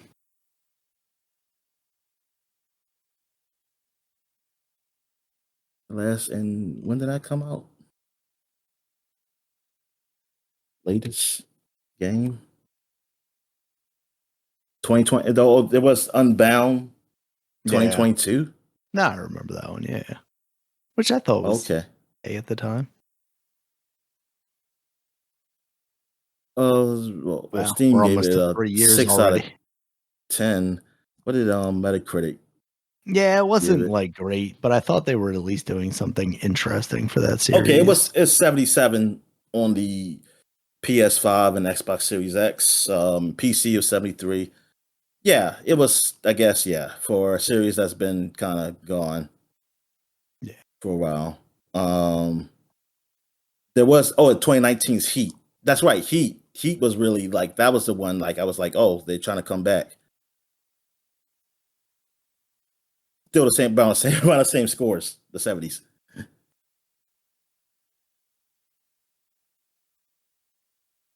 Like, yeah, I don't for them, like for me, like I just need I need the rewind button, man. You need to get rewind for me. And like I don't mind you having a story or something because I do like I mean that's got interested me in the stories. The problem is that I suck at driving games, so I need that rewind button so I can keep playing because that's the only thing missing for me for Horizon, honestly. Like because I'm a guy who loves story and those games are fun, and I'm just thinking like, man, if you had like a kind of story to go with these races or something, like I can really capture it. Like me with that. All right. So what we got here? Pokemon. Oh, that's it for 2015. So now we're going back 20 years, and we got Pokemon Emerald came out. So this is the one that's the Pokemon Yellow for what's it, Ruby and Sapphire? Is that what it is? All right. So Yeah, let me turn you sorry, up. I muted myself. Yeah, Okay. yeah, it's So Ruby and Sapphires. yeah, so this is the one I never played those two games, but I played this one because you had it and you let me borrow it. And I did beat it. I just don't remember anything. I Yeah. did in that game, honestly. But you can go ahead since you probably remember more than I do. I don't know that I do, honestly. Now Oh that I yeah. think about it, I don't know what all changed about it or what was different about it. Oh Yeah, yeah. I Well, think that's I'm never I gonna think tell that's you one of that. the last ones that I really put any time into. I'm trying Like to think if I since the bought Switch one, Ruby and right? This is probably the Sapphire. last one before the Switch one. I think I own Black and White. Well, one of the Black and White games, but I don't know that I put much time into that either. I think similarly, I bought Emerald and then I didn't really play much of it. You got my money's worth out of that probably. Oh. And then Black and White, I probably played more than that because I'm trying to think if I owned Ruby and Sapphire. I would have owned Ruby because that was my birthstone, and that's something I would have been like, oh, I should get that because it's my birthstone. Holy Um, shit. I I forgot birthstones was a thing, Daniel. What what is my birthstone? I don't think I ever looked. I thought that was a girl's thing. Because I I like well, think always. it I mean, is. I'm not saying. As far Yeah, as like, yeah, because you get jewelry for that kind of stuff, right? yeah. I mean, not saying men get jewelry too, but I just because I think I heard it from my sister or my mom or something, and I Yeah. never heard my dad talk about it, so I just figured it was a thing that was for women or something or girls. I think it's very similar to astrology. Yeah. Oh, so it's a straw. Oh, so if I have to put It's down, not, I don't know that it's tied to it. I'm just saying, like, I think similarly to yeah, that, because it's is it like a something that date? women It's talk not about just the far whole more month. than the Oh no, I think it's no a whole for month. birthstones. It's actually months. Yeah, Yeah, birthstones. yeah. It's actual months, whereas Okay. Yeah, Emerald. astrology Oh is yes, I now remember. I was. 'Cause I think see. I That's why used you to had to play this joke game, Dominic. because I was like, oh, the Sonic. I was like Sonic the Hedgehog and Emeralds. It's like, hey, that's my birthstone. That's why Sonic was my favorite character then, like favorite See, game.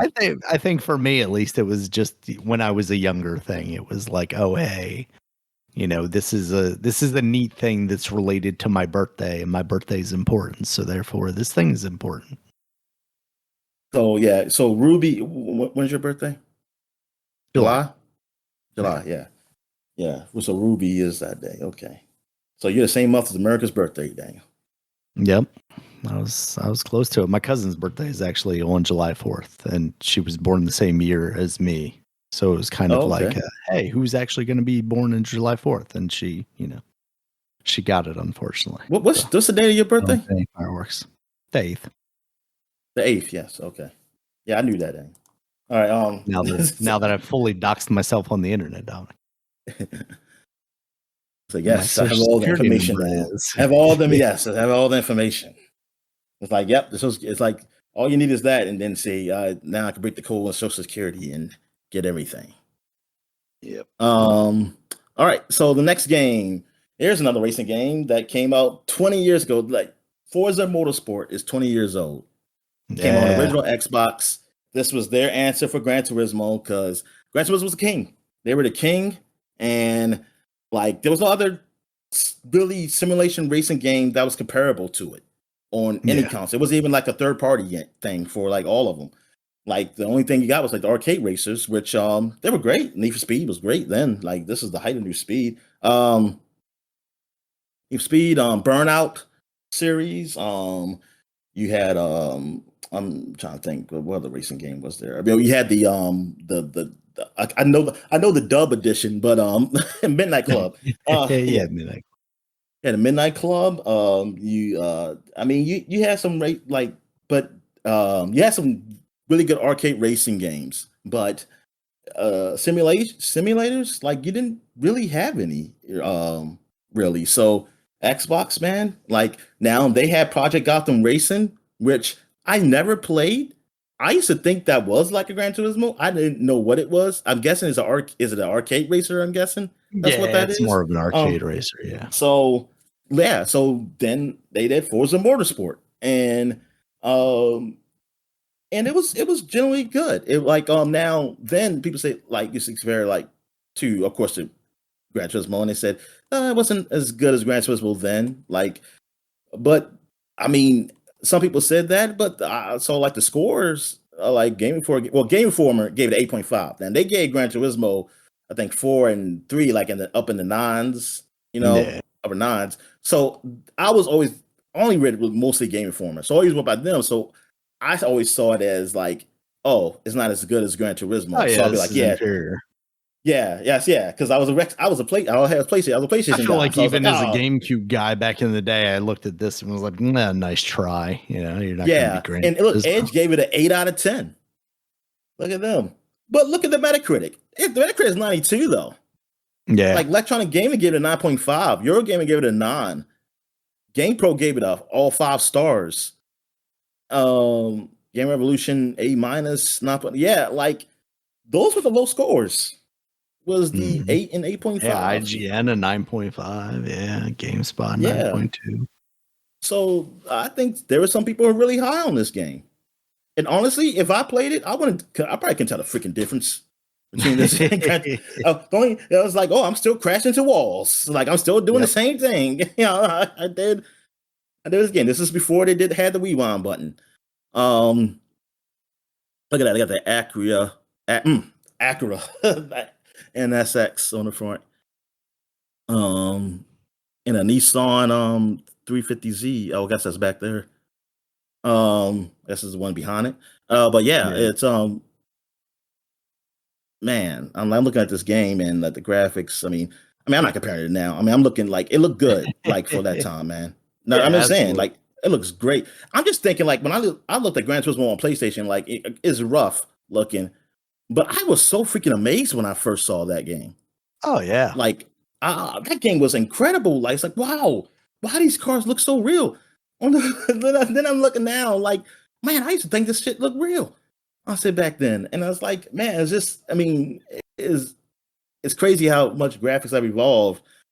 But now, if you think about it, it's like graphics haven't really changed much. It's really just all the stuff around what we used to. It's like the lighting and shadows and like that stuff is what's really making things more real. While the other layer stuff is like, hey, it looks similar to what we've seen before.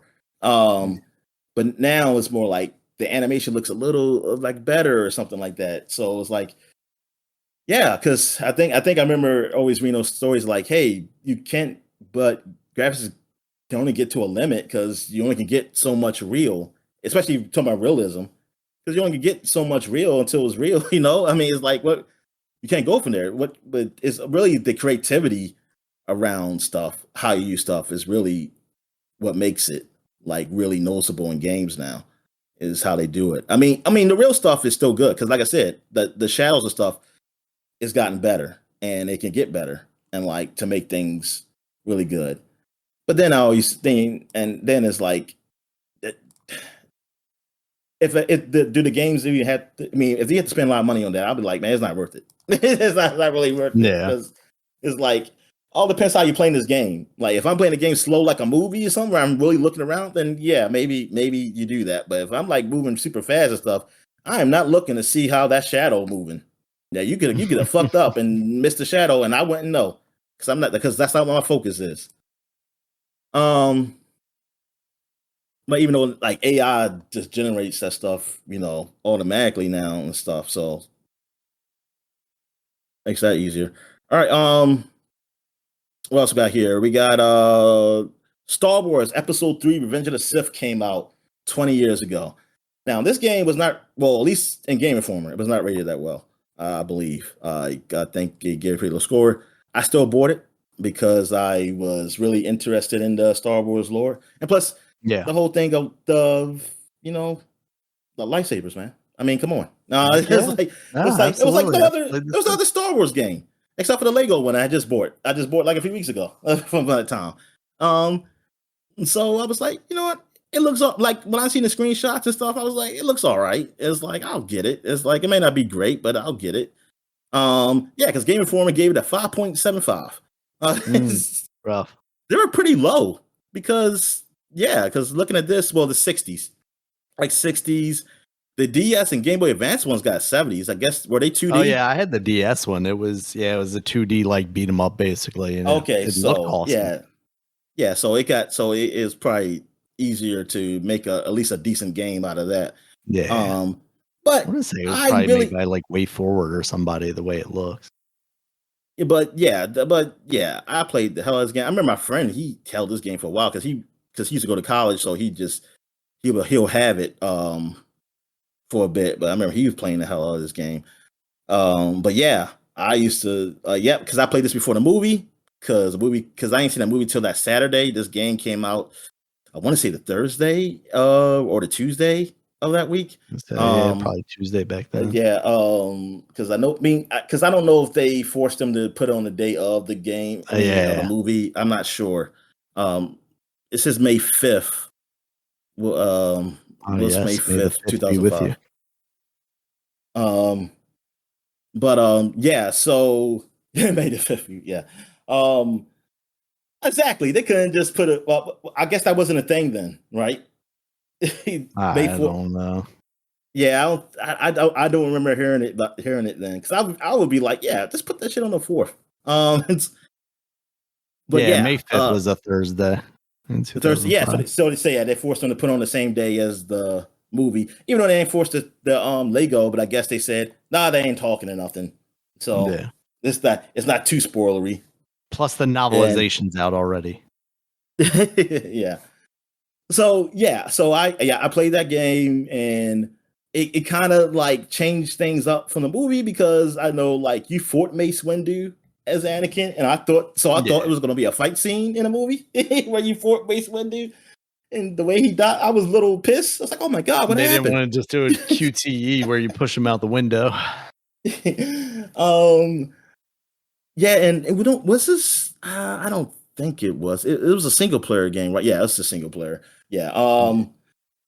And yeah, you could play as Anakin or Obi-Wan. I think there's only 2 characters you played as. I don't know. Maybe you played as Yoda somewhere. I have no. I think maybe you did. It says with the successful completion of specific missions in a single player campaign, bonus scenarios can be unlocked. Each scenario features a different playable character. You played as Magna Guard. Must be some type of Jedi or bad guy. General Grievous. I know him. Yoda, Anakin, or Darth Vader. In addition, there are 4 cooperative missions in which 2 players or 1 player with a control. Oh, so there was a 2-player thing in there. Work together to defeat enemies. The first 3 team Anakin and Obi-Wan for many offensive encounters with separatist droid, almost like a horde mode, that's kind of thing. Droid army, while the 4th has Jedi Master Than Drawling, and his favorite student Sarah Cato. I think I remember that teaming up with defeat the Clone Squadron. I remember doing something with some other weird Jedi dude. Because I remember, that Padawan. Like doing the Order of 66. Yeah, I remember. Yeah, they had that little story thing. See, that would have been paid DLC today, Daniel. Yeah. That would not have been on, or it would have been on a disc, but you just have to pay to unlock it.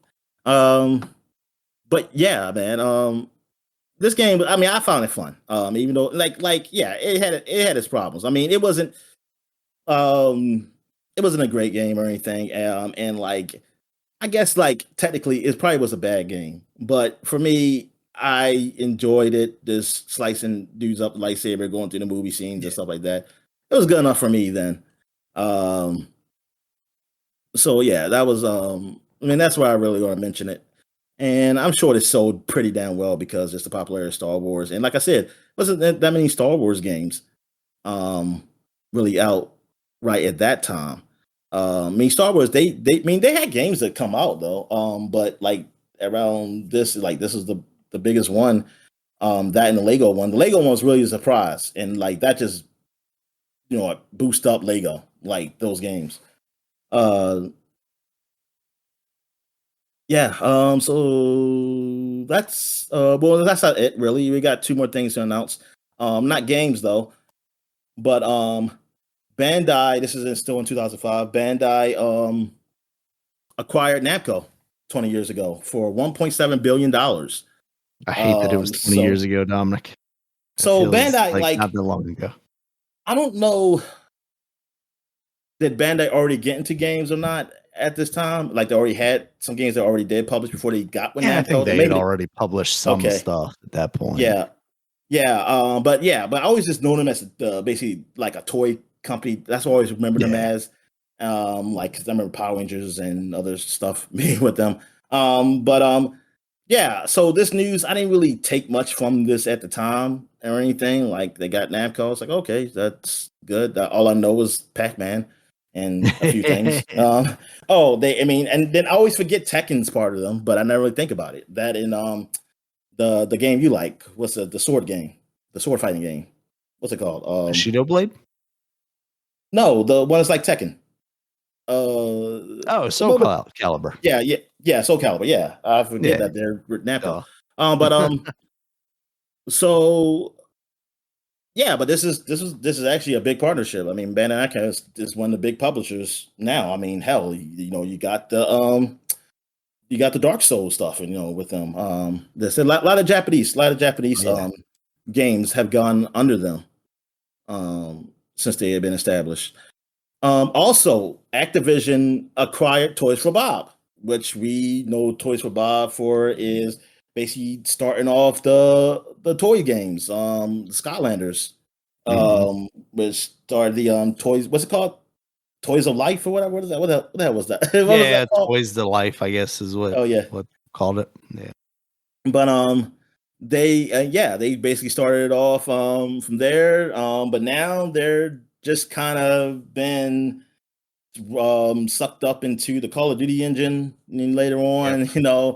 I have no idea what's going on with Microsoft with them. Like I don't know. They left. They got their autonomy, but now they're working on a project for Microsoft, which people suspect is either Spyro or Crash, but most likely Spyro.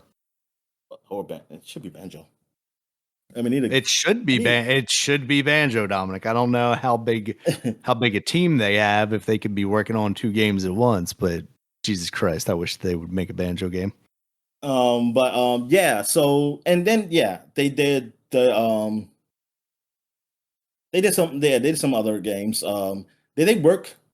Did they do the Crash Bandicoot game? They did. I think they ported like the latest one or something to one of the systems. So they just ported. They didn't actually develop the remake. No, I don't think so. Okay. So but they're really known for the Skylander stuff. Like that's what I remember.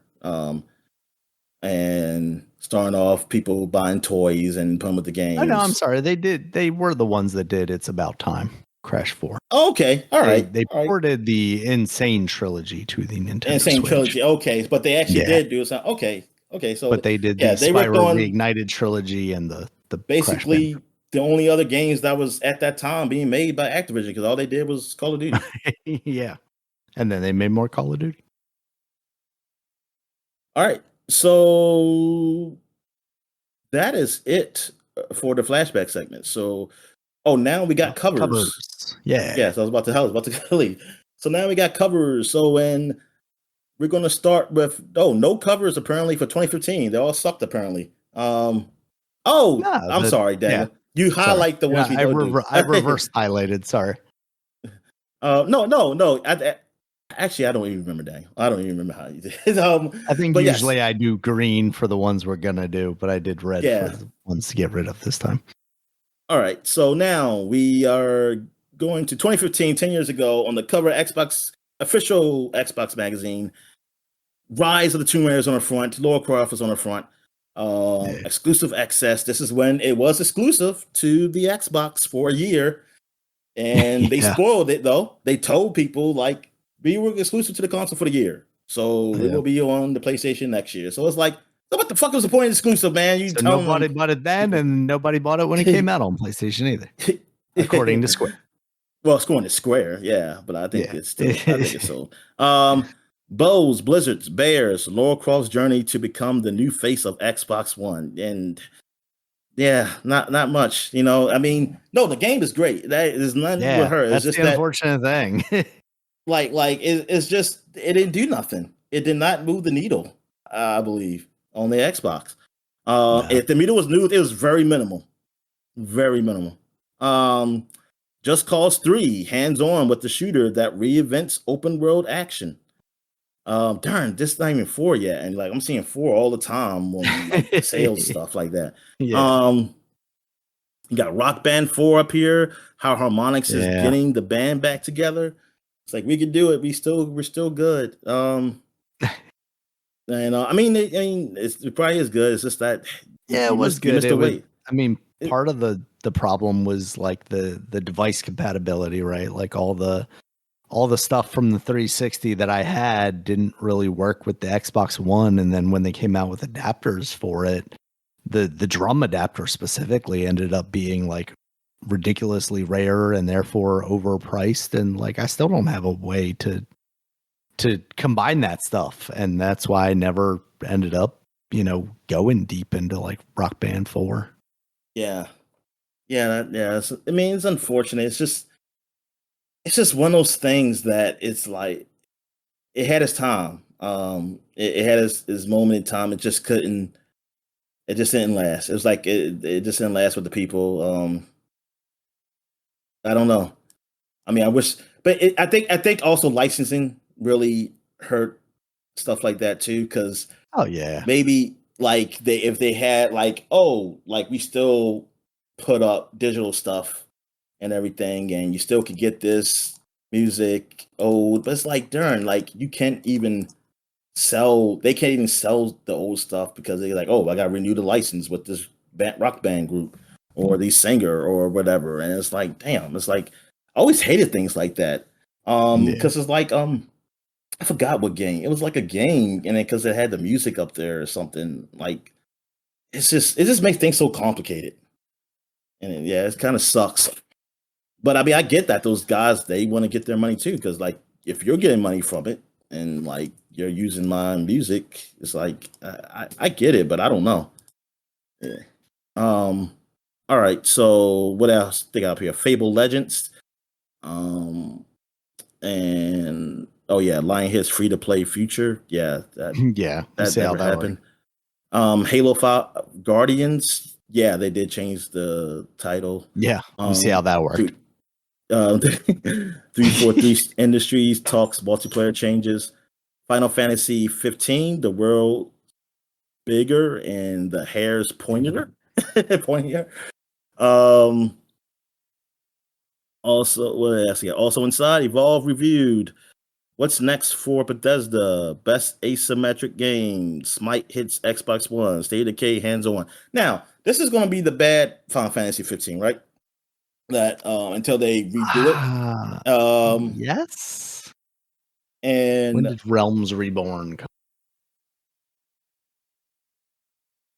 oh shit, no, my fault. 14 is the online one. Right. Right. So 15. This was Okay, 15 is a 15, regular one. So yeah, which Xbox is the never got car one, right? yeah. So Okay. Xbox, that's because I was very confused because I was about to say like I thought they didn't get it yet. They just got it. I said they just got it like Yeah. a Yeah. couple Yeah. years Yeah. ago. So I was very confused. So it's like yeah, okay, they didn't get the online one. They just got 15 because the only one they did get was 11. Like early like the 360 got it. I wonder if those servers are even still up. Mean like the console servers, like or did they Yeah. still service with the PC? I don't know, but yeah. Anyway, yes, that's that cover. Where we at here? Edge magazine. Oh yeah, I like this cover. Splatoon. You got the eyes of the squid on the front. It's a nice. They've been doing some nice covers on Edge. They really Uh, do. Splatoon. How Nintendo is reinventing the multiplayer shooter. Oh, also talking about Final Fantasy 15. The JRPG levels up. Um, Disagree. Yoshinori Ono on the revival of Street Fighter. It it died.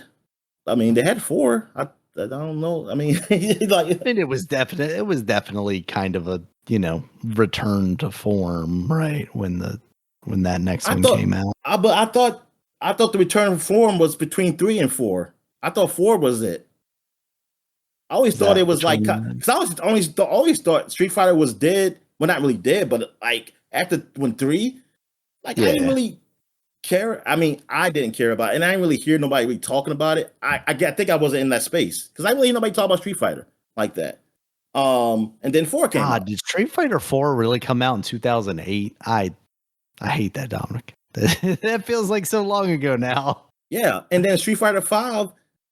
Now I felt like it regressed. It was actually initially a downturn. Yeah, it was. Yeah, you're right. Until they eventually made a full game after like 5 years since it's been out. I mean, it's been out because they kept adding stuff to make it an official, like a full game. They reviewed Bloodborne, Battlefield, Hardline, Hotline Miami 2, Ori and the Blind Forest, and Axiom Verge. Oh, VR head-to-head, Valve versus Sony. Oh, I guess not Oculus Rift. Okay. It's before they mattered, Dominic. Yeah, about to say that they're the only ones left. Yeah. All right. What we got here? Game Informer. Oh, this is a nice cover. Deus Ex Mankind Divide. This is a game I still have not played. I need to play. I love Deus Ex Human Revolution. That game was great. I never did play Mankind Divided, and it's really because of the reviews. The reviews were kind of they weren't as high. Yeah. So I kind of was like, I'll wait and try it out later.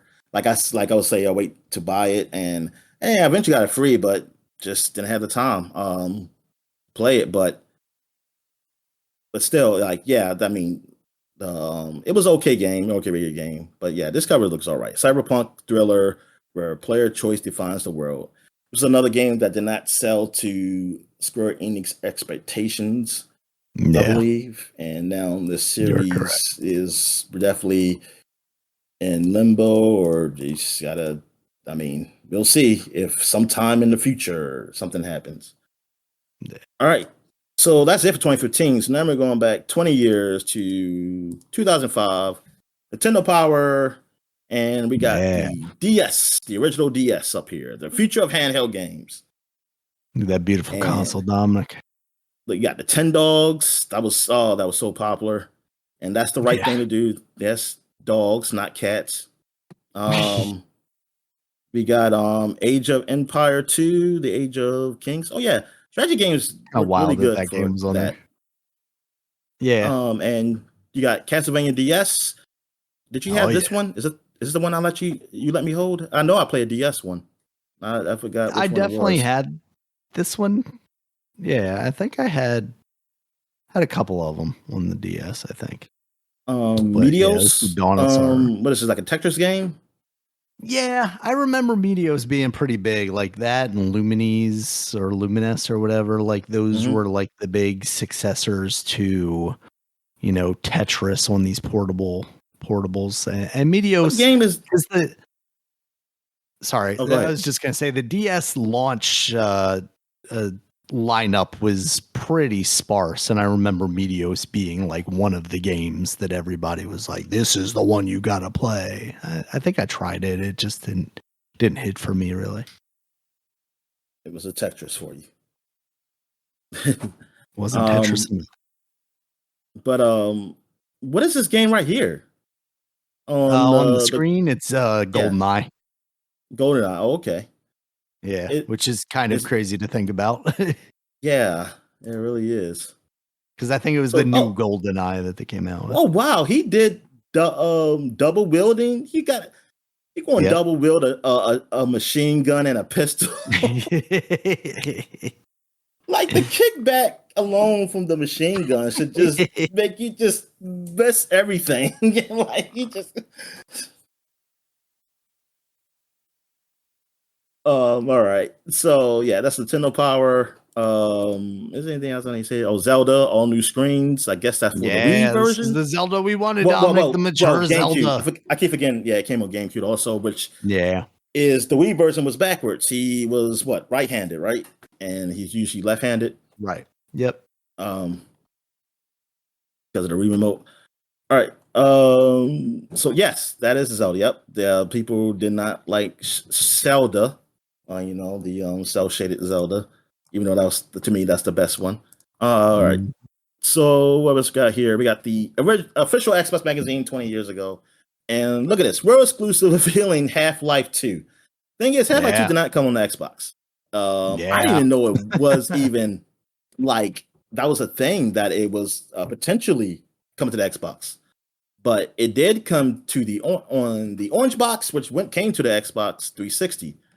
So yes, Xbox technically did get it, but not on that console.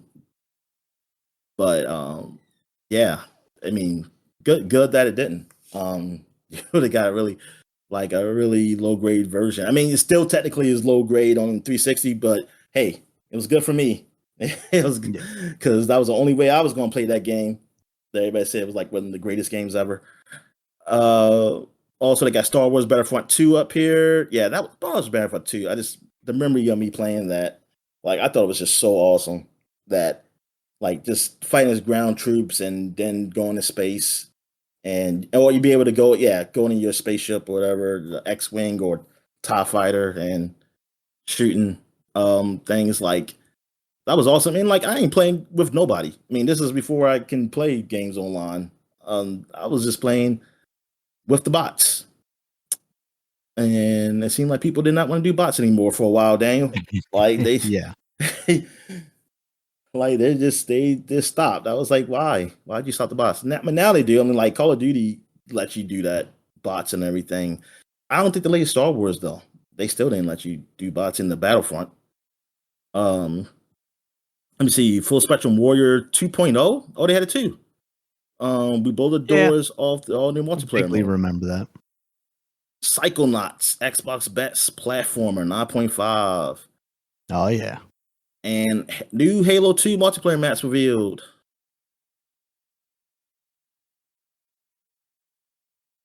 What we got here? We got Game Informer 2005. They got The Warriors, the Rockstar game that was based off the old movies in the 70s. That I knew nothing about this movie until this game came out. I didn't know what The Warriors was. And I did watch it. I got the game. I think I borrowed the game. I don't think I bought it.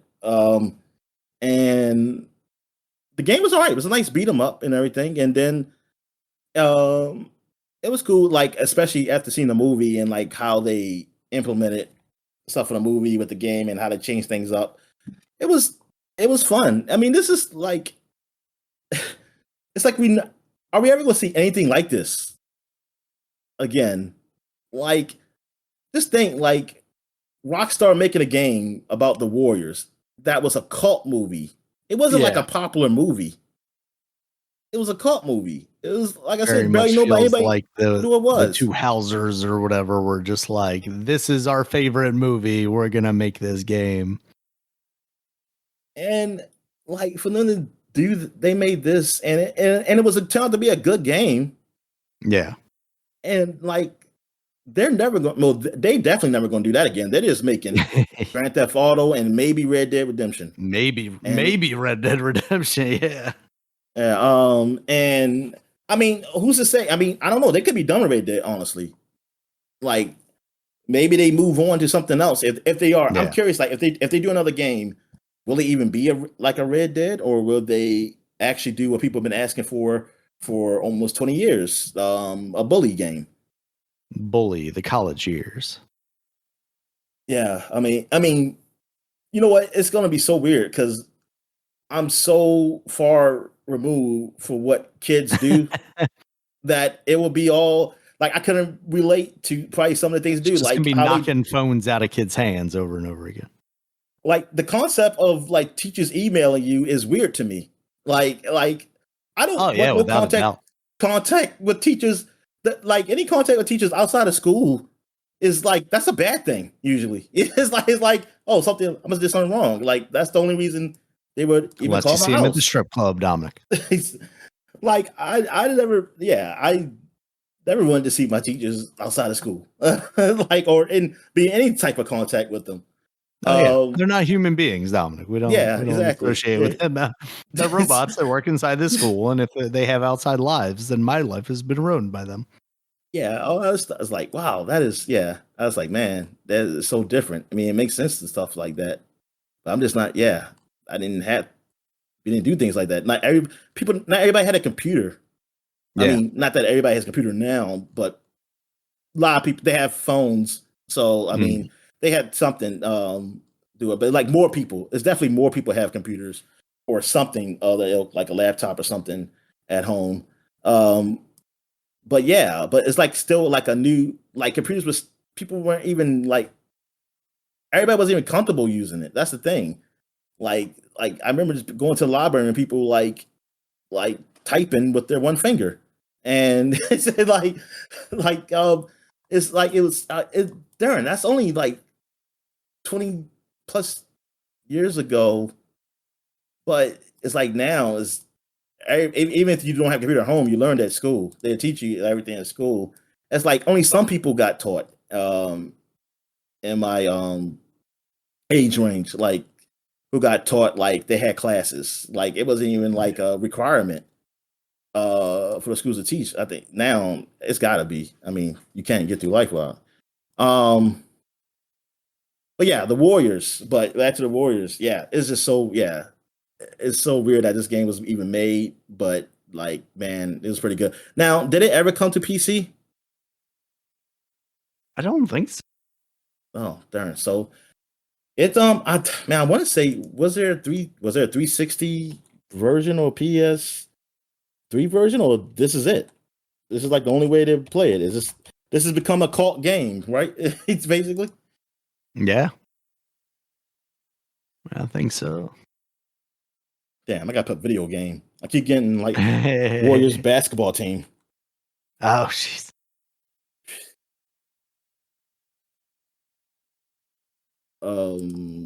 Yeah, it will came on PSP. Damn, that's it. That's the So the way to only play.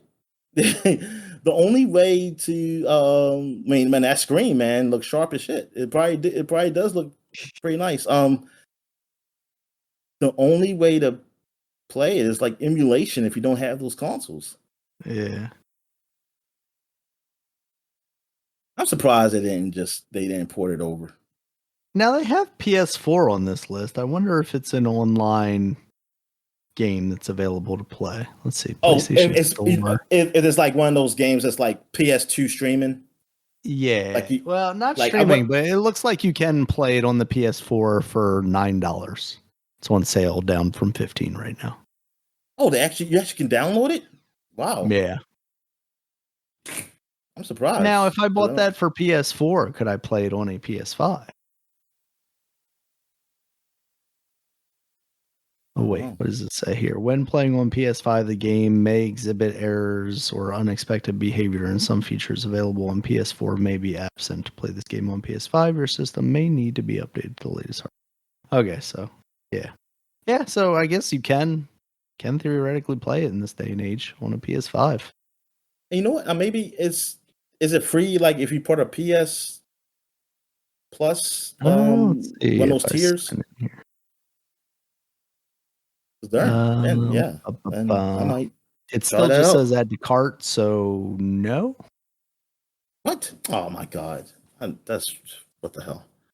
All right. Oh, the Apocalypse game is coming. X-Men Legends 2.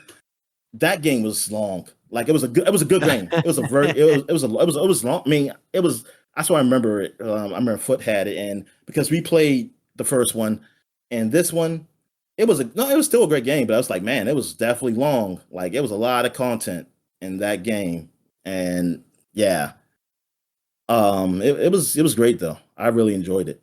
Exclusive first look at Call of Duty Big Red 1. I think technically I did play this, but I think I kind of just rushed through it. I think I bought it from GameFly or one of those places like that, and because I don't really remember it, but I think I actually did like put it on my list to borrow, and I think I did. I know I didn't get rated all that well. I mean, I think it was rated okay. I don't think it was rated. It's definitely not as good as the. Well, I'm just talking about the console game, not the PC one. It definitely wasn't rated as well as the first console Call of Duty. The Master of Horror, George A. Romero presents City of the Dead. I don't remember this game, but you got what's got here? Shocking new details and screens of SSX4. I forget about that one. I remember 3 a lot, even though I didn't really play it because it was. I remember it quickly got on sale. It was, and I always looked at it. It's like it's only $20. It's like I should get it. And that's like but I always used to see it. I don't really remember 4 though. I think the one I played the most was the first one.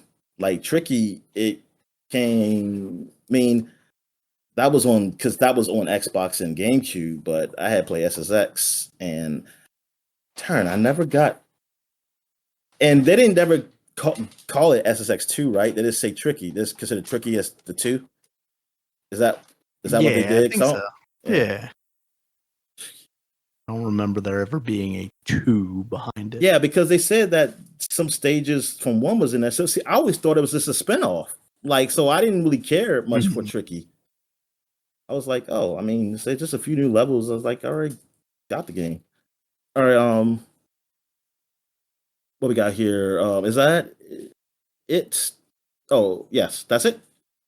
For 2005. So now we're going to 1995, 30 years ago, to Electronic Gaming Monthly. And we got Shiva on the front. Look at this beautiful 4-armed woman. She said, "Do you want to arm wrestle?" No, but I do some other type of wrestling. Yes. Man, you can still arm wrestle her. Just better be one arm. I mean, just that's the rules. His arms don't even look that strong, Dominic. Yeah.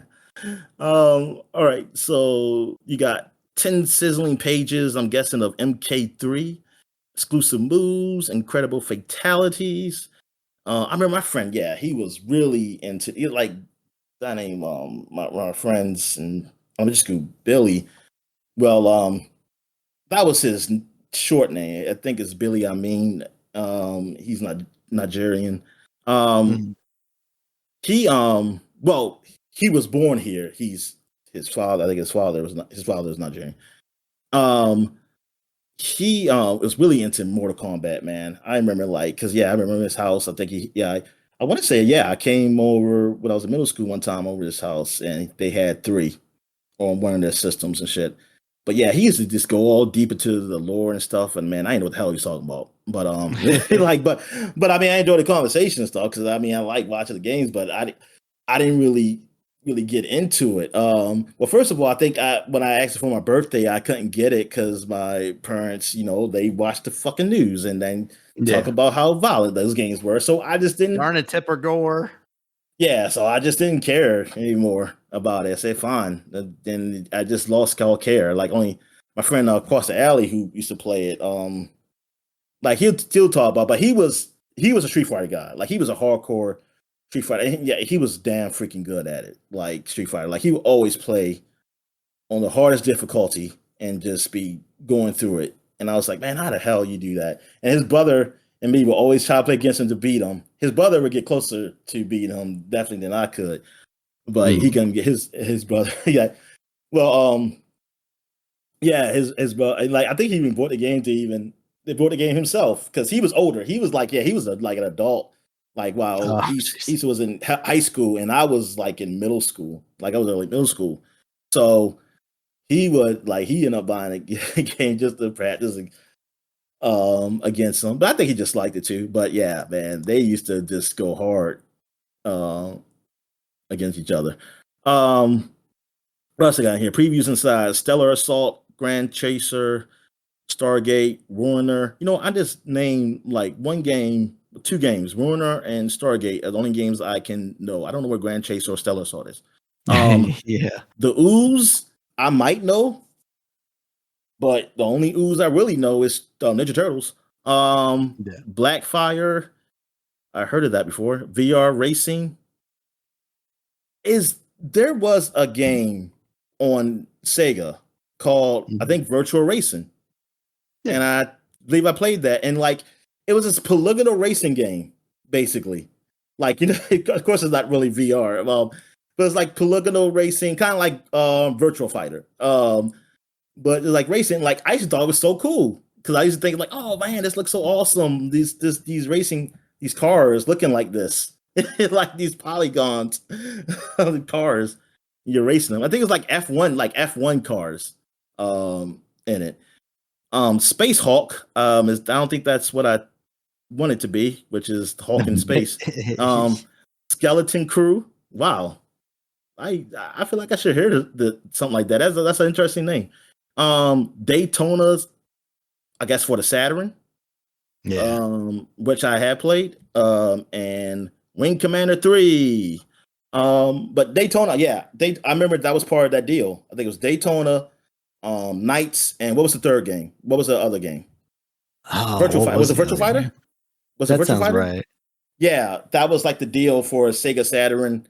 Like when there was like, hey, get Sega Saturn, you get these 3 games. And I remember, yeah, because my dad told me, because it's like between N64, PlayStation, and Sega Saturn, he was saying like, hey, you Sega Saturn, you get these 3 games already with the system.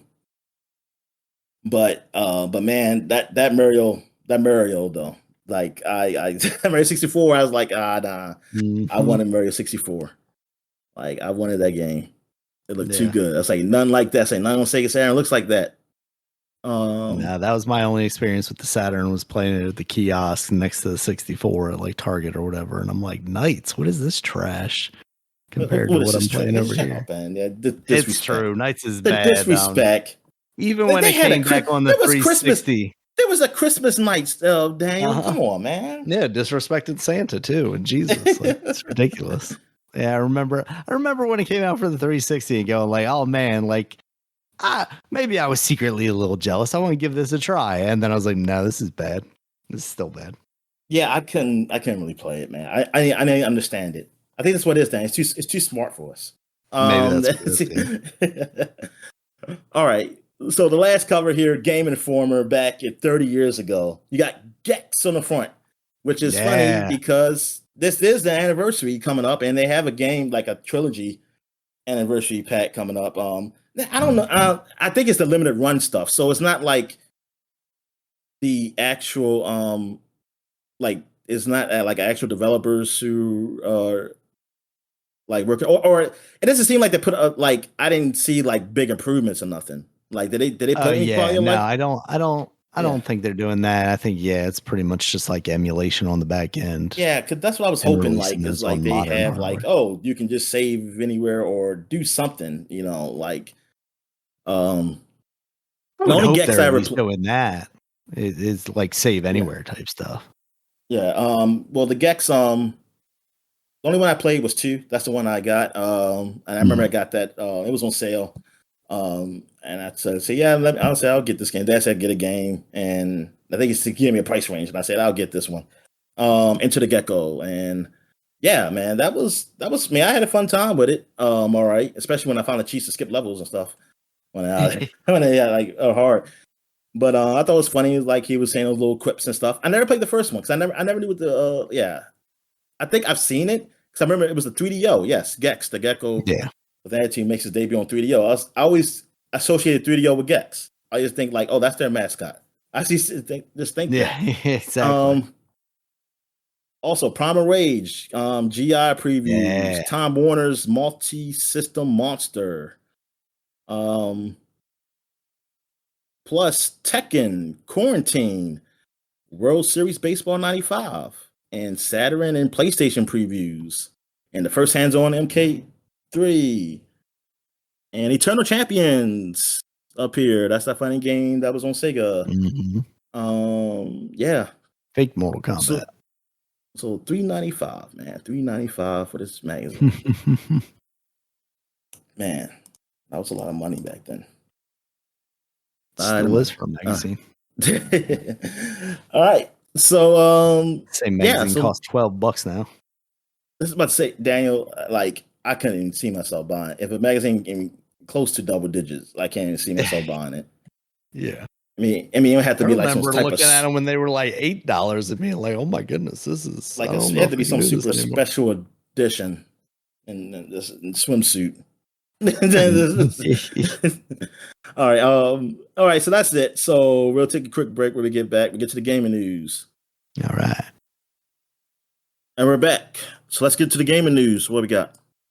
All right. First up, Dominic, is it was kind of a rough week about a week ago for some. About a week ago for a couple of games outlets. First up, Giant Bomb has been going through another round of kind of weirdness. It's had, its ups and downs ever since the original kind of cast left. And in my opinion, it's been pretty good as of late. But two of the main people there producing content, Jeff Grubb and Dan Reichert, have apparently come to a head with fandom. The owners of Giant Bomb and GameSpot and a whole bunch of other properties. They're kind of a wiki. They make wikis. And apparently there was some issue that the leadership over there had with what Giant Bomb was putting out as far as their content goes. The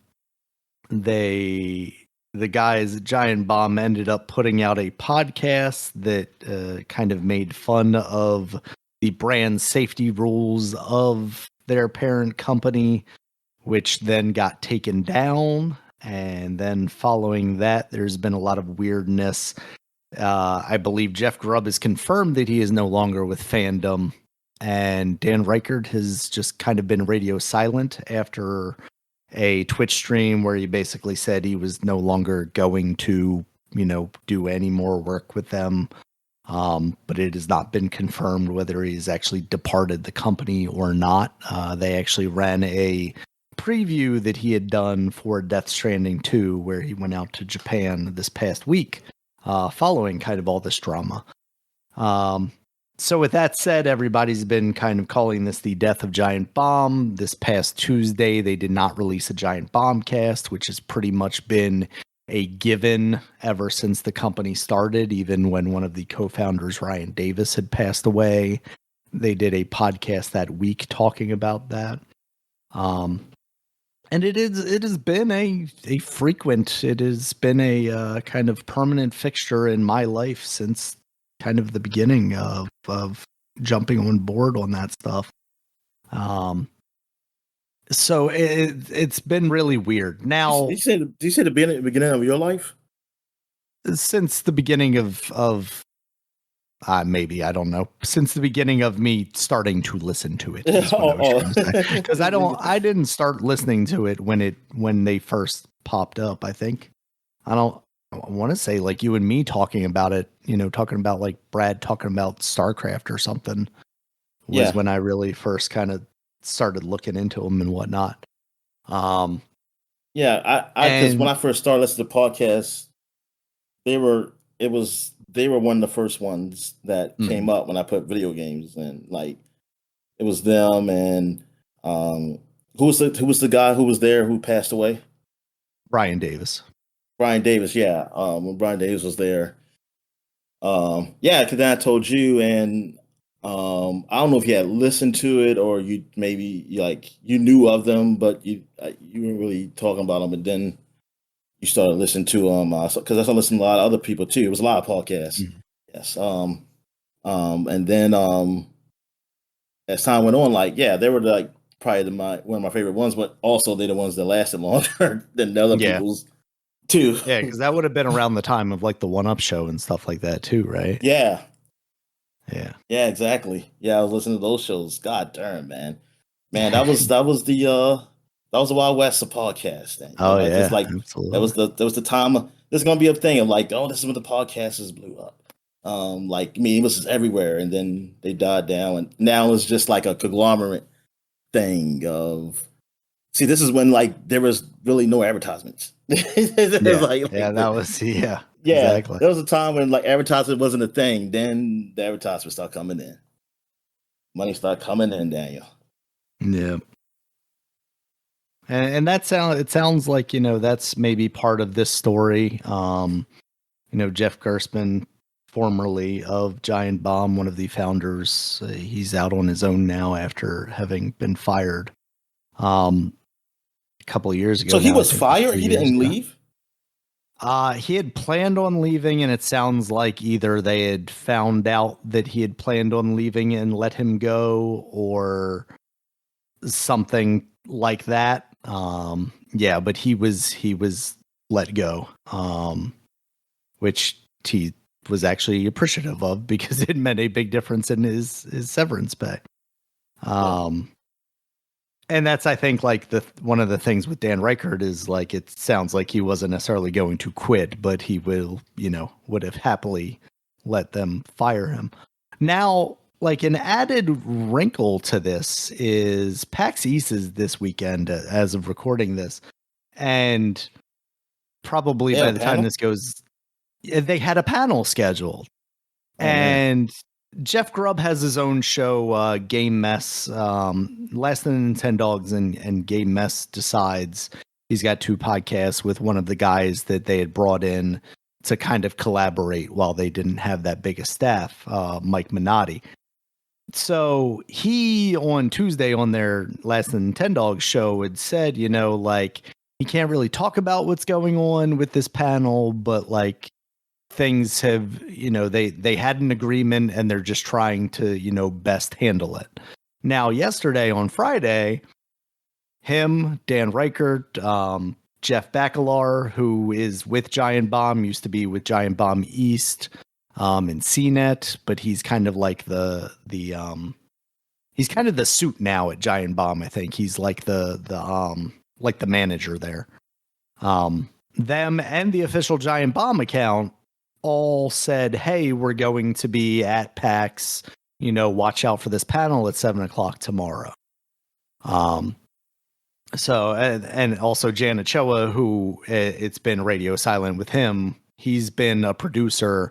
At this point, he's been the one that's been there at Giant Bomb the longest. But he does a lot of the behind the scenes production stuff as well as on screen content stuff. They all posted about this. So now people are speculating like, oh, did they somehow get the IP for Giant Bomb and they're going to go off and do this thing independently? Is because there was also some stuff about how, all these guys had followed this new brand name that, maybe they're going to be starting, but they can't currently talk about it until like, some kind of like 90-day no compete or something like that is up. So there's just like a lot of weirdness surrounding it right now. But this also all happened on the same day, like kind of officially on the same day as Polygon, who got sold to a new company. And along with that, there were massive layoffs. I think like pretty much the top echelon of all the people that were there running the company are now out. And it sounds like there's a good chance that this may be going down the route of some of the other things that it owns, which I think is like Games Radar and The Gamer, where it's all kind of like SEO, AI assisted content where it's like, oh, you type in your browser like, oh, I want Zelda, and it's like, Zelda 50 things you didn't know about this game that hasn't even been announced or and exists. the thing you look at on your phone where like if you for Android phones where you see the Google headlines, exactly those type of articles.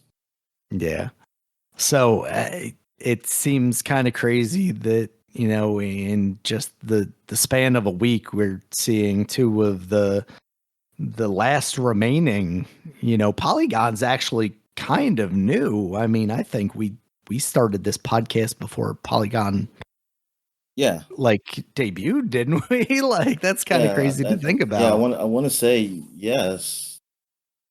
They spun out of The Verge and kind of had this like premium, we're gonna have games critique, we're gonna talk about games in a very smart manner, right? It's not just like, here's a preview, I thought the game was good, it's great, they'd have long articles about like, what it made you feel and the concepts behind this and stuff like that. And it was nice having that in addition to all of the other stuff, because there wasn't really a space for that.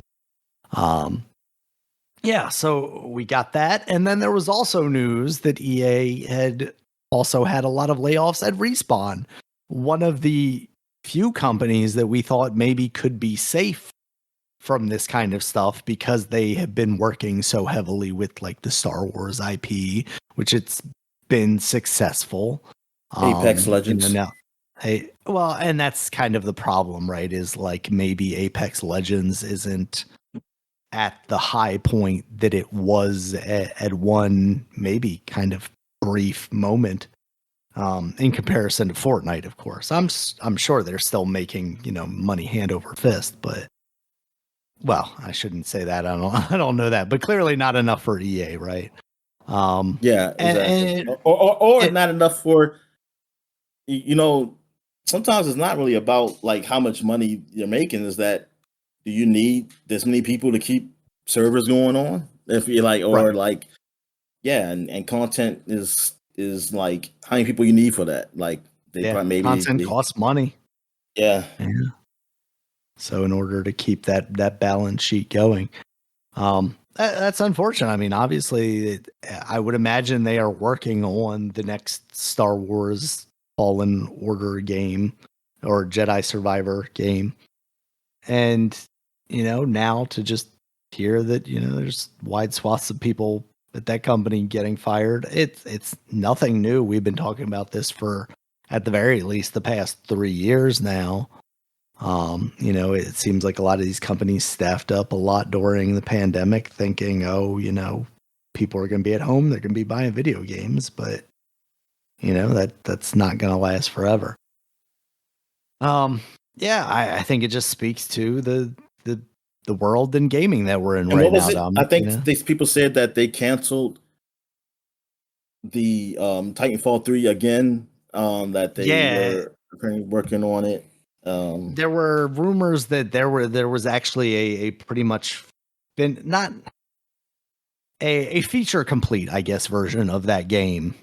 Basically, so it was like, oh yeah, all the concepts are laid out and they have a working game this time as far as Titanfall 3 goes. Now, I think I had also saw something about that being an extraction shooter. Like Bungie's doing with Marathon and that whatever that game is, I can't think of it for some reason. Hunt Showdown, I forgot what it's called. That one too. I'm thinking of like the Russian style one, but it doesn't matter. Yeah. Tarkov, that's what it is. Okay. I kept like hearing like a similar sound in my head, but I couldn't. Tarkov, yeah. So I don't think that's necessarily what people were looking for in a Titanfall 3.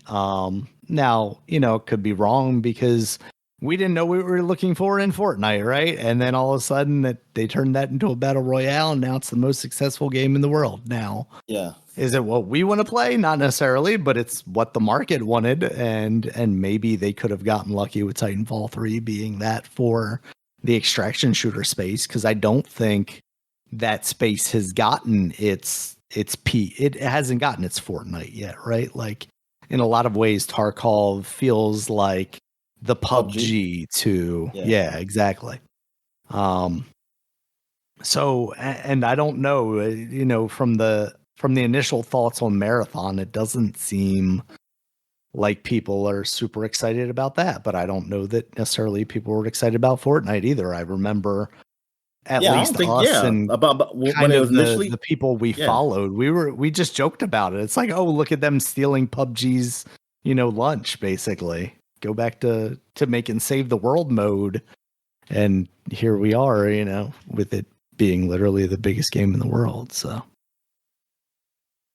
I don't know, man.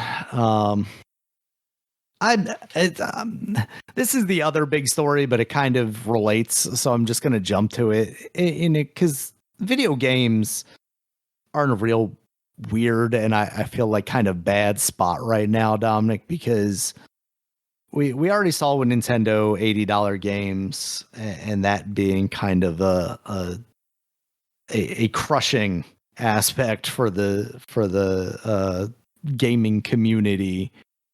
And, Sony's raised prices all around the world, except for America. They kind of skirted that. I don't remember if I brought it up, but that's what it was the last time they raised the prices worldwide, was what they ended up doing was selling in America bundles with Horizon and raising the price that way, kind of subtly, where it was like, okay, but you can't just buy the system anymore. Here's the system with the game, and now it's $50 more or whatever. But now we just have Microsoft coming out and saying we have to raise the prices on the Xbox.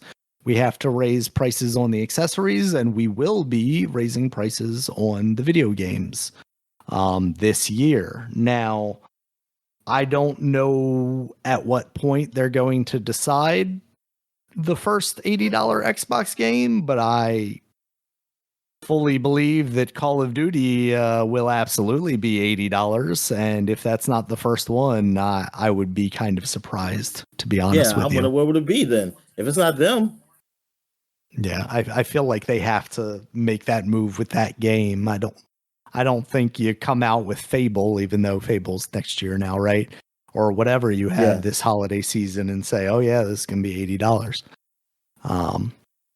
So it's got to be Call of Duty. But, Xbox hardware was already suffering. People weren't buying that. And now for it to be even more, it's hard to, it was already hard to recommend it to anybody, but now it would be even harder to recommend it to anybody.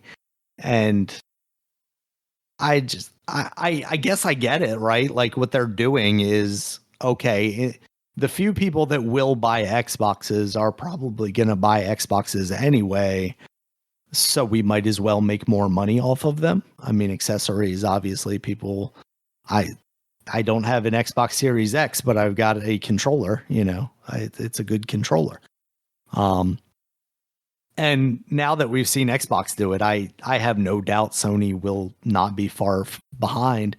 My concern is with the price raising for games is going to be, that means Game Pass is going to go up again. And Game Pass is one of those things that I can kind of forget about how much it costs. And then when I'm reminded of how much it costs, I'm like, man, I'm glad at least Dominic's putting good use to this, because otherwise I don't know if you told me how much. I was like, whoa, Darren, it costs that much now. Jeez. Yeah, and part of that is I don't know. Well, the streaming stuff is only with Ultimate, right? Yeah, it's only part of me is like, oh, we could just go PC version because we're playing these games on the PC. But even then, it's not saving that much money. But that's what scares me is the idea of like a $25 Game Pass or getting close to a $30 Game Pass. It's really discouraging to see everything.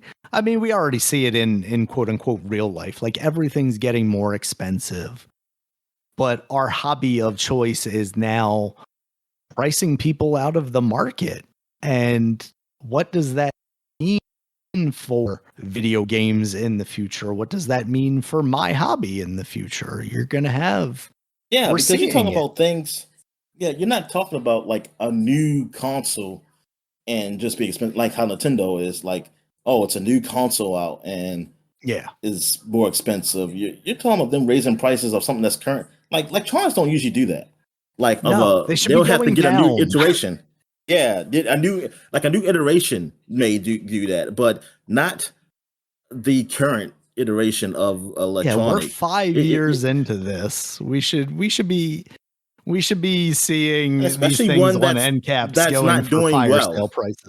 And one that's not doing well. This is like if the Dreamcast was like, no, you know what? I think we're going to raise the price to $500. Yeah.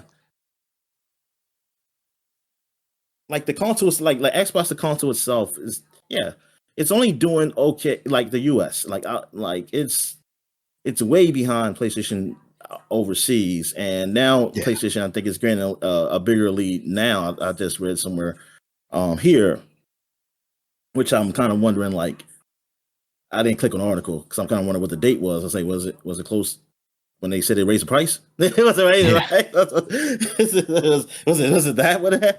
But yeah, it's yeah. Don't. I mean, as far as a consumer standpoint, it don't make sense. It must be like whatever's going on behind the scenes that they feel like raising the price, and they still is better to raise the price for them. Like that's scary kind of because it's like what Yeah. the hell. If raising the price of you and you're like in third place, like way behind third place, and like as far as consoles, like they're selling hardware, and that's better. What the hell? God damn! Like that is crazy. Yeah. Like what? Um. Yeah, man. It's a weird time, man. It's a weird time. I Yeah. would I mean, love to it's a lot. say like now is the time for people to go, okay, I'm forget consoles. I'm just going to build a PC or buy a PC. But like that That's still stuff is cheaper. not. It's still cheaper. Yeah, it is. It is. And that's the scary part, especially because like this stuff comes out at like MSRP and then you can't find it anywhere at MSRP. Like MSRP exactly. And even when you like, I was because I was trying to go through with my friend because he was asking like, because I was telling him, I was like, yeah, I see people say buy a PC, but I'm like, that's still a PC. You're not going to get a PC of the cost equivalent to what the Xbox Series yeah. X costs, even with $100 more. Like I looked online, it's like at the most, like you're going to get between $1,000 and like $1,200 maybe, and like Yeah. that's you probably shopping.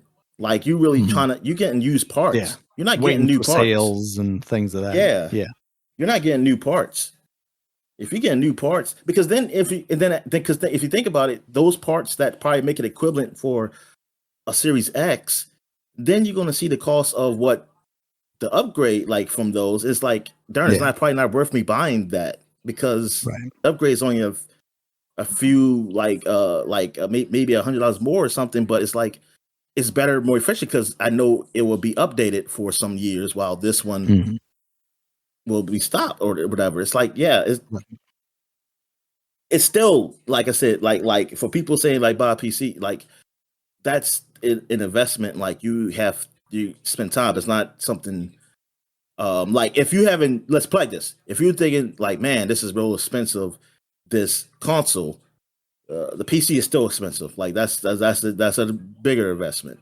I mean, Yeah. yes, I mean it you could do a whole lot more with the PC, then, and yeah, that's true. But if it's just the money part of it, then yeah, it's console still cheaper, and it's still, and if you're a person who don't want to deal with like just stuff like I had to go through with my PC, like you don't want to have to deal with stuff like that, like figure it out if it's something go wrong or Mhm. whatever, or fixing up and upgrading. Console's still better. It's like it's cheaper and it's more convenient. Yeah. Yeah, it still is. Like yeah, the things that's now the things they do now is kind of some of the pieces like with updates and stuff, but that's not something you have to go into freaking hardware or something mess with. You know, you just Yeah. do No. it. You're not dismantling anything at all. No. Yeah, Yeah. But even something like, they had the Xbox Series S as kind of like, here's our budget friendly thing at $300. Now, even then, I thought that was maybe on the high side of things. Because what I had really wanted was something that was more like just get this into consumers' houses, especially with like the streaming aspect of it now and building out Game Pass. But now that's $380. And then on the top end, you have the 2 terabyte Xbox Series X that was $600 already. That's now $730. That's more than a PS5 Pro. So there is yeah. like no justification for buying that thing whatsoever, even if you were like a diehard Xbox guy versus, a Wait a minute. You PlayStation said guy. what was $700? I know PS Pro is seven what? It's It's 700, right? 700. Yeah, it's 700, And but the 2 terabyte Xbox Series X. the 2 terabyte one. Yes, Yeah. yes, yes. Now Okay, the yeah, 1 terabyte one is 600, yeah, up from 500, and the yeah. The digital two only terabyte. Yeah, 1 yeah. That's terabyte. still like that doesn't even make it. Yeah, like I said, that don't even make any sense. If you're No, going to look at it really that, does. yeah, it's going to be like there's a console that's actually more powerful. What are you doing? Yeah. Yeah, and now, when we are talking about $730, you are getting to, you know, in the ideal world where you can actually find PC components at the price that they're supposed to be, being able to build something that might be comparable. At that point, you can spend about $500 between the processor and the motherboard, another $100 for the RAM, $50 for a power supply, and then like 250 if you could get like the Intel card or something like that. You're still over that, but you might be getting a better experience overall. But even Yeah, then, it's just it's too high for anybody to really just throw the money at like that. Hobbies can be expensive, but video games as a hobby is just becoming more and more expensive. And I I don't want to just like look at indie developers and be like they're going to be our only saviors, but at this point it kind of feels that way. Like AAA is consolidating and basically going out of business. And the only option that we're going to be left with for affordable games that aren't demanding of next generation hardware may come out of those smaller and eighty development dollars, studios. $80 games. And yeah, an $80 game. Um, and at least with, indie games, there's usually a higher level of price flexibility for stuff too. Um, and that's why it's just so frustrating to me to not have these companies realize these same things. Like, you can have a division that's not working on the highest technology stuff. You can have somebody, just a small incubator of a couple of people making a small indie project that, okay, might not make $10 trillion, but it doesn't need to be profitable, right? Yeah, And that's a game development community that I would like to see, is one where everybody kind of realizes that we don't have to be the best looking game in the world. There are places for that. Like at the time of like a Gears of War, like obviously you have Microsoft as people as a company who is trying to sell a console that wasn't really at the top of the charts, right? Because they're coming off of the original Xbox, which did okay but didn't blow anybody away, and they came in with the 360 and they're like, look, we can do this. But also they did Xbox Live Arcade, which was much smaller projects at a much more reasonable price, and they succeeded as because of that, because they had all those options. And now we're just at this point where we're only catering to the most expensive and the the most privileged of people, and video games are no longer for everyone. And obviously with Xbox, there's I think an $80 game for Xbox is a lot easier for me to swallow than an $80 Nintendo game, for obvious reasons. Nintendo games don't go down in price. Xbox games do. They have exactly. sales. There's also Game Pass, but it does make me concerned about what that Game Pass price will be. Yeah, and so I'm just counting down the days at this point to see Sony, raise their prices. Honestly, at this point, part of the reason why I wanted to get in on the Switch 2 pre-order is because I think this might be the cheapest that the Switch 2 is. I would not be surprised in the next year if the price of this system goes up. And I don't mean, oh, hey, we've got an OLED version now, because obviously they'll do that.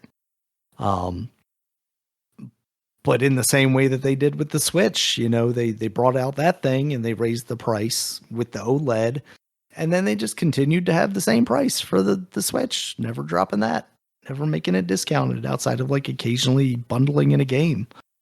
And it's really crazy to me that this is, we might be living through the second kind of bubble bursting of video games before like most of the people that saw the original one happen are even dead. You know what I mean? Like, we're making the same mistakes already so quickly.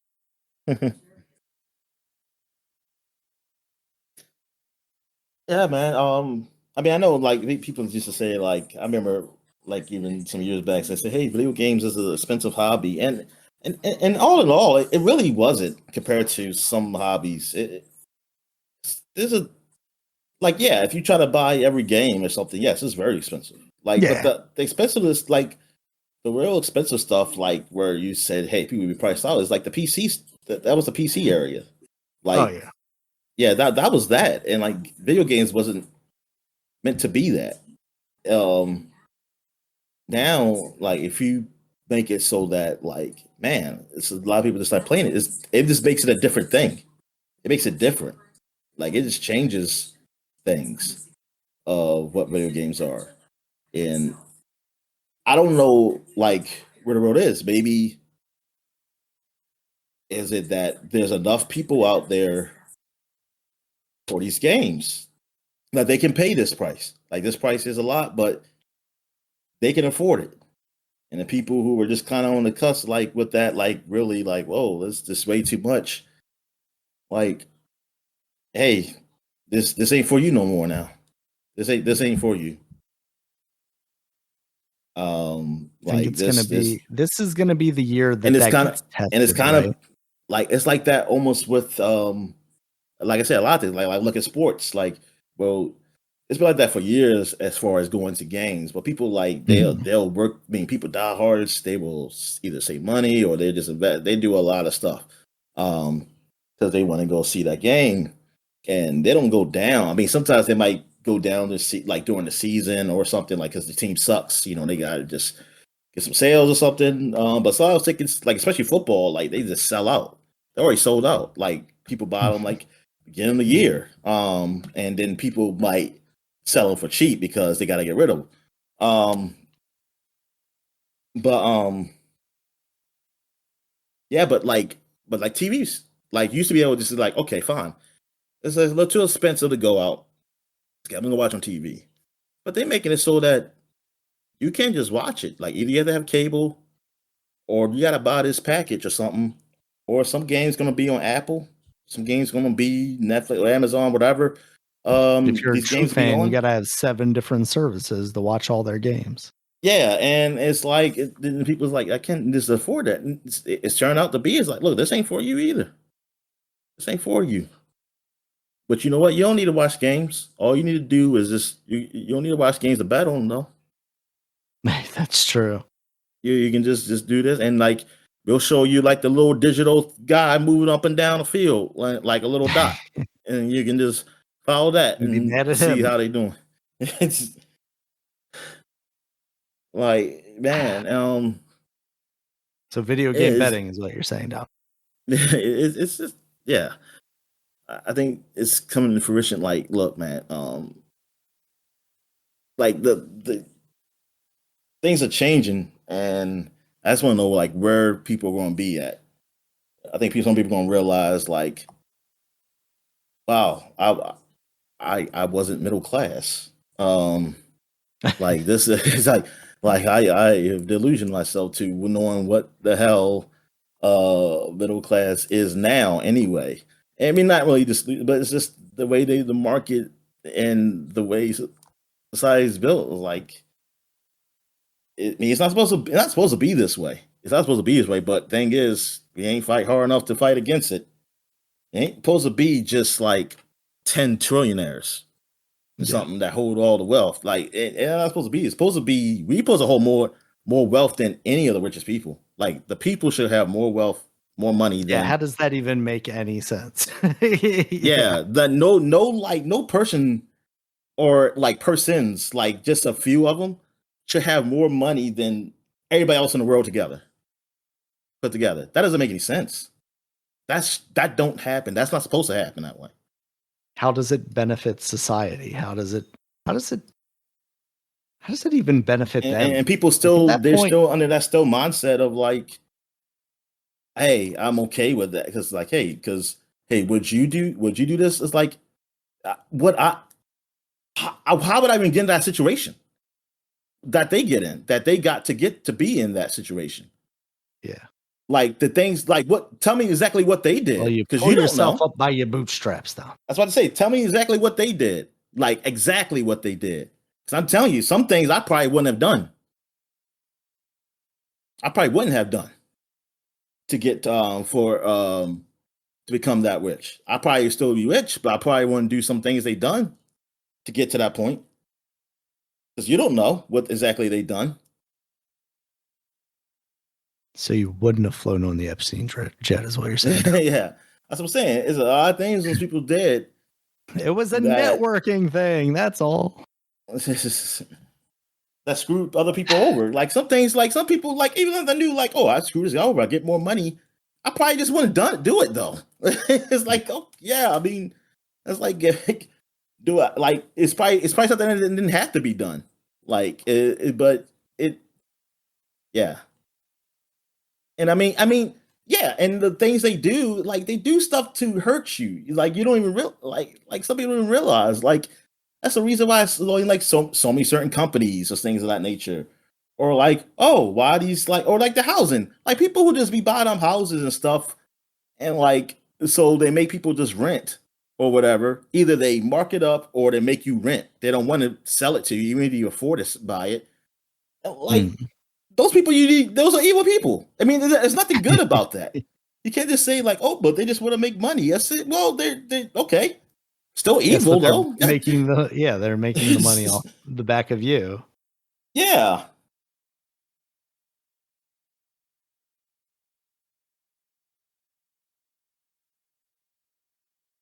I don't know, Dominic. Video games? you want to talk about maybe more fun video games now? All right. Yeah. That's right. You skipped to the bad stuff. Okay. Yeah. Speaking of Microsoft, Gears of War is coming out to the PS5. Reloaded remaster. PlayStation guys. Yep. As well That's as been the Xbox rumored and the PC. For how long? Since PS3? I've been seeing rumors of Gears of War is coming to PS3. I saw some rumors back when Epic still owned them and could have potentially done that. Yeah. And so now it's official, and it's the one we already had, but it's a remaster, basically. Remastered. Yeah. This is Last of Us 2 levels of remaster. Yeah, I mean, you get all the bells and whistles if you have those bells and whistles. Like my friend said, it's like, oh, this is all stuff like TV can't do, so it doesn't matter. Yeah, 4K and 120. Yeah, it's like that. Yeah, I got 4K, but it's a cheap ass 4K. I'm not going to see none of that shit. But yeah, he's like, oh, so I already have this game. He said, so it's not a big deal. And then because that's what everybody, and that's what my friend was saying, like, man, I thought it was going to be all three. And I said, I did too. And I thought it was going to be like, they're going to upgrade 2 and 3 for us. Like, make them, I ain't going to say, I don't know if there's going to be like what they did with 1, but at least like something. But yeah, it's just giving 1 away. I was like, oh, this ain't, I mean, it's like, yes, good for that. More people can play the game, but it's like it's not what I thought. I thought it was going to be a trilogy, like he was going to put out there. They're going to sell them individually. Yeah, and that's what I'm afraid. The next, or they probably do the other ones too, but I'll probably be disappointed in the upgrade. That's what I'm saying. If they're going to do 2 and 3, put them. I'm sorry. I want it to be what they did with 1. I want that shit. Absolutely. Especially since y'all ain't gonna continue the fucking story. That you just leave a freaking cliffhanger on and you're gonna go back to the past.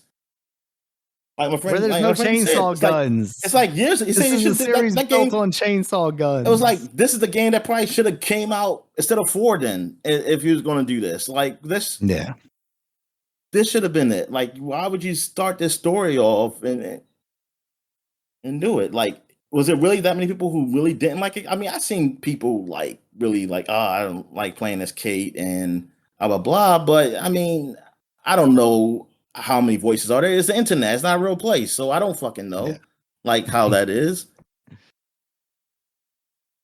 And it's kind of hard to go by sales because overall the console didn't sell a lot, so you weren't going to sell definitely nowhere near what the other games sold.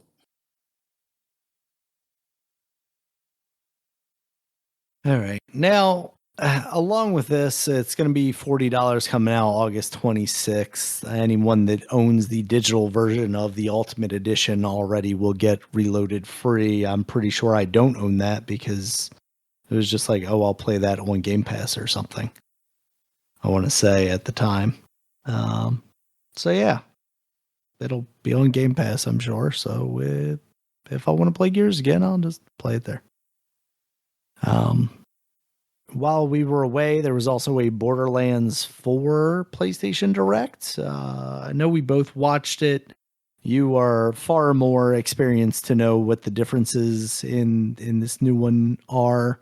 It looked good. It looked like it should be a lot of fun. What did you think, Dominic? Oh damn, Daniel! I didn't watch it. Oh, you did? Yeah, I remember you telling me, and I knew it was something. I was like, it's something. It said something video game that happened, and for some reason, what was that? I was thinking it was I forgot what it was. It was what else came out? Something else happened, but it was like a game I didn't really care that much about. So I was like, I mean, it's not. So yeah, I don't really care about that. So yeah, I don't know. All right, right now I'm seeing like, okay, this is somebody else's video. This is not the official one I'm looking at now. If you aren't seeing Randy Pitchford, you're not seeing the official thing. Yeah, I mean, it obviously looks better. They've got new characters for each of the classes, and as such, they talked about the new things that each of the new classes, or the not new classes, but the new characters could do. Well, this is like a 20-minute damn thing. Yeah, I have to watch this later. Yeah. I didn't see anything that stuck out to me as like, oh, if I wasn't a Borderlands guy before, I'm going to be a Borderlands guy. I mean, animation now, definitely looks better. I can say that. Yeah. Like animation wise, like the look of it looks like Borderlands, but the way the movement in the animation is, I can definitely see the difference. Like the grass and the grass and stuff like that. Yeah. Because Borderlands 3, you did leave that planet, so they have done that where we don't be there anymore, but it definitely looks better now. Like seeing him like glide on like the snow area or something. Oh, look at this! You got like a Destiny kind of bike thing going on here. Yeah. Forgot about the Destiny. Like from a distance, it looks like, oh, this is normal Borderlands. Like say, oh, it's just with snow. But then when you actually see how the movement is, like look at the flow of the back. Yeah, it's like, yeah, you see like, okay, you see and that's what I was saying with the graphics. I say like with graphics, it's like it's not just how we was like, oh, the upgrade from PlayStation to PlayStation 2 and like, oh, how it looks better, or PlayStation 2 to 360 and PlayStation 3. It's like these games look very similar to older games, but it's like they implement like these little things that make it just look better. Like say, oh, it looks a lot like either smoother or like more lively or something like that. Stuff with the lighting and stuff like that. Like that's cool. With that, and like that's what I really see with this, because like, yeah, I don't know how much, like, unless you change your kind of art style with the game, I don't know how much better you can do, but I see but they did, yeah, as far as visuals. Yeah, looks real good. Yeah, I have to look to see like what kind of gameplay changes they made with it though. All right, Dominic. Then the last story I got here, which is appropriately a headline story as well. Grand Theft Auto has been given a date officially. It has been delayed out of 2025. It is going to be releasing May 26th, 2026. And shortly after that press release came out, So I think basically a like the year. next day or two. Yeah. So when we saw our first we got a trailer, new it was trailer. what? The game was 3 years away or 4 Was years that away. long When ago? that first trailer come out? Huh? Was it that long ago? Yeah, it wasn't last year. We saw that trailer. It had to be 2023 then. Last year was 2024. It was like because remember I was like, oh maybe I'll wait 2 years. Yeah. 2025? Yeah, 2023. So 3 years. That's crazy. 3 years. That is crazy. About 3 years because it came out like what month? Like the end of the year of 2023. I was going to say probably the end of the year, right? Yeah. So, yeah, I mean, they released a new trailer shortly after they made this announcement. Kind of showing the same general idea of things. You know, it's showing this couple going through, it's showing kind of the people they're going to be interacting with. I mean, it looks good. It all looks very good. It does. And yeah, I mean, like it looks really like they really made the physics and stuff like that girl, like her ass was just shaking and moves and everything. The way she was dancing and stuff. I was like, darn. Yes, they got the Tecmo Tech. Yeah, and we ain't talking about those Japanese type of physics where they just make them go all over the place. Like it's like real, like it looked like it's real type of movement. Yeah. Somebody's been studying, is what you're saying, Down. That's right. It's like it's science. Yeah. I'm hiding in this locker room for science. Not in the locker room. I guess they got to spend a couple more days in the lockers, and that's why they got to delay this game. But yeah, I mean, so here's the thing, right? Like right now, I got a PS5. I'm not going to get an Xbox. They've made that more clear to me this week than ever. PC still going to be a ways off from the launch of this. Like, where are we going to be at? How long was it for 5? That's a good question. GTA 5. How long between?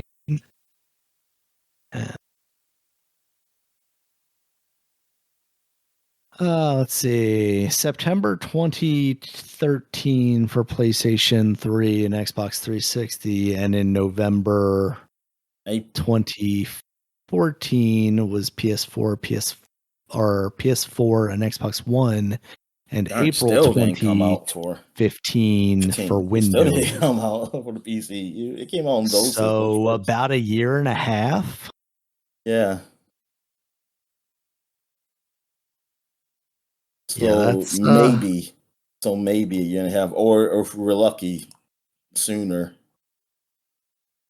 See, because I was thinking a year, and that would have felt like a long time. But yeah, if they follow through with that kind of timeline, maybe this delay shortens, the distance between the console version and the PC version. But I have my doubts that would be the case. I just don't understand. What do you think? I don't understand why it's like they're not the console manufacturers, so I don't know why they care. I wonder if part of it is just that they are coming in so hot to finish this game that they're like, okay, we're going to devote the resources to getting these console versions out because that's what's going to sell the most. And then once we're done with those, we'll get the PC version out when we can. Maybe. At this point, why would you devote any resources to the Xbox version over a PC version? I'm not totally sure, to be honest with you. There's probably numbers that bear that out, but to me, it really feels like maybe I don't waste my time with an Xbox version. They're Focus on the Switch 2 multi-platforming their version. stuff. Oh Focus no, on Switch Dominic, 2 version. you're gonna get you're gonna get Grand Theft Auto 6 on the PlayStation 5 and the Xbox, and then a year later you're gonna get it on the Switch 2. And then 6 months after that, then you'll get it on the PC. Yeah. That's disappointing. And you only can have a play it with the definitive date now. a 50 series or something. Oh, jeez, yeah.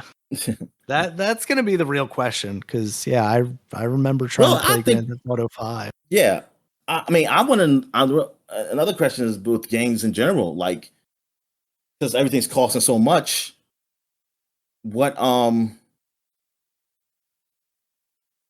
optimization of games for the PC, is it going to be to a point where they don't really take full advantage of those latest cards, or they do, and it's all cut off like low. it really, like, they really take advantage, like they really put more resources on latest cards, and they really screw people if they got the other card. Like they can run it, but it's definitely not running as well like before. Like I wonder like how that works.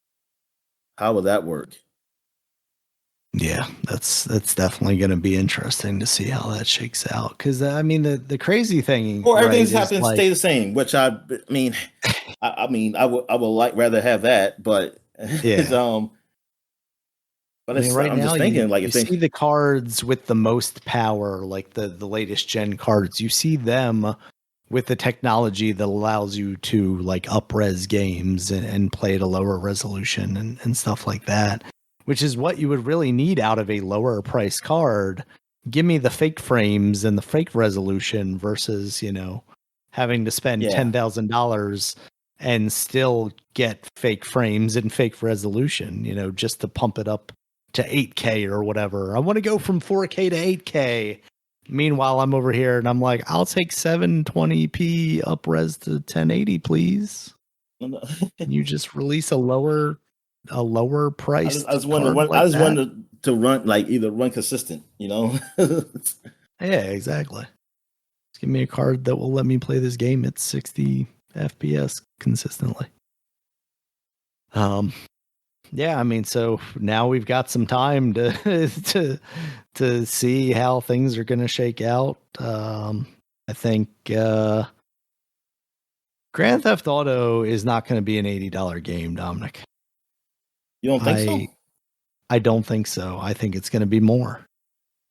Okay. All right. Yeah, I was about to say. I was mean, like, I already kind of believe they're going to be 60. they're going to undercut them. Yeah. No, I fully believe now, especially with Microsoft coming out and just saying like this is the new standard now. That was implied with the Nintendo release. They're going to be like, but look, now, man, like that whole Nintendo thing. Say, look, they're a joke. Like that game is, if that game's worth $80, our game is worth $500, but we're selling it for 150. I don't know if we quite get to 150, but I would. But $100. I would not at all be shocked at $100. No, absolutely. Yeah. I'll say. To be honest with you, like I think they are going to basically say that they're going to be like, look, like these games are $80. Our game is clearly better than all of these games. I think that is the exact reasoning they're going to say. They're going to say, the resources prove, that this game was worth making and is worth paying this money for. And I am not ready for a world where even a game as big as Grand Theft Auto 6 is setting the price point at $100, because that then opens those floodgates again. And Assassin's Creed's like, well, we gotta do something. We gotta do something. So you say that, but I'm thinking Nintendo obviously goes, well, the Mario can sell for $100, so why would we? Zelda is definitely going to be $100. Exactly.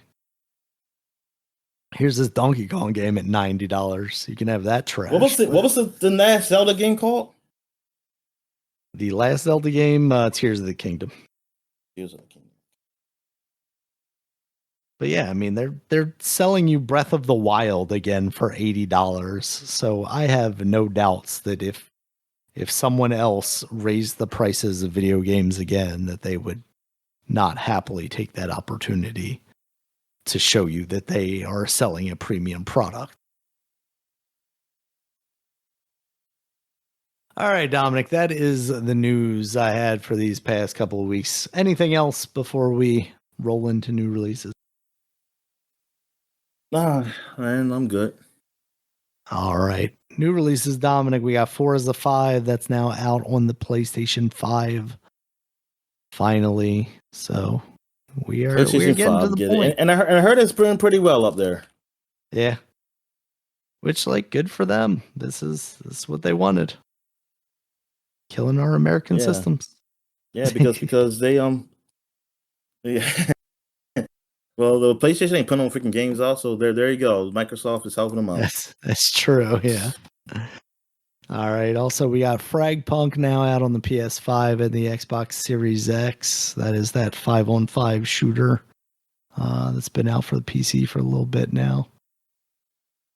Okay. We also have Skin Deep, a game that I've been hearing a lot of people talk about because this is a game from the same developer that Death Stranding. That's what it was, Daniel. I was thinking when I saw a game to look at. I saw Death Stranding previews for that. Yeah, so I was like, oh, I ain't looking up none of this because I don't care. Yeah. But Skin Deep, what is that about? I'm not sure you're gonna like this one, Dominic. Apparently, you're like a person on a spaceship trying to protect cats from weird guys that are trying to take the cats or something. But this is the developer of 30 Flights of Loving and Quadrilateral Cowboy. It's an Annapurna game too. And published game. It's published by them. So I've definitely been hearing a lot of talk around it. This is the first time actually seeing. They seem like cat people. There's definitely a cat in the Annapurna office. That's all I'm saying, Dominic. Next up, Despelote. That is out on PC, Nintendo Switch, PS4, PS5, Xbox Series X and S. I heard some people talk about this game too. It has a really interesting look to it. And it seems to be like a story of a younger kid growing up in maybe a different country because they seem to be focused on soccer, which obviously is like very anti-American. Dominic. This is not on Steam, or did I spell it so wrong that it couldn't find it? I believe it's on Steam. Yeah. How the hell? It should have been able to deduce. But it has this very. It seems like a very dark thing. What's the soccer thing? What's the soccer part of this? Oh, because like it's just immediately adults cursing at you. Is that why you say that? No, or is it just the visuals make it look dark? Survival action adventure. Hold on. What's it called again? Oh, I'm looking at Desolate. Despelote. Okay, Despelote. See, that's what I did. Despoelote.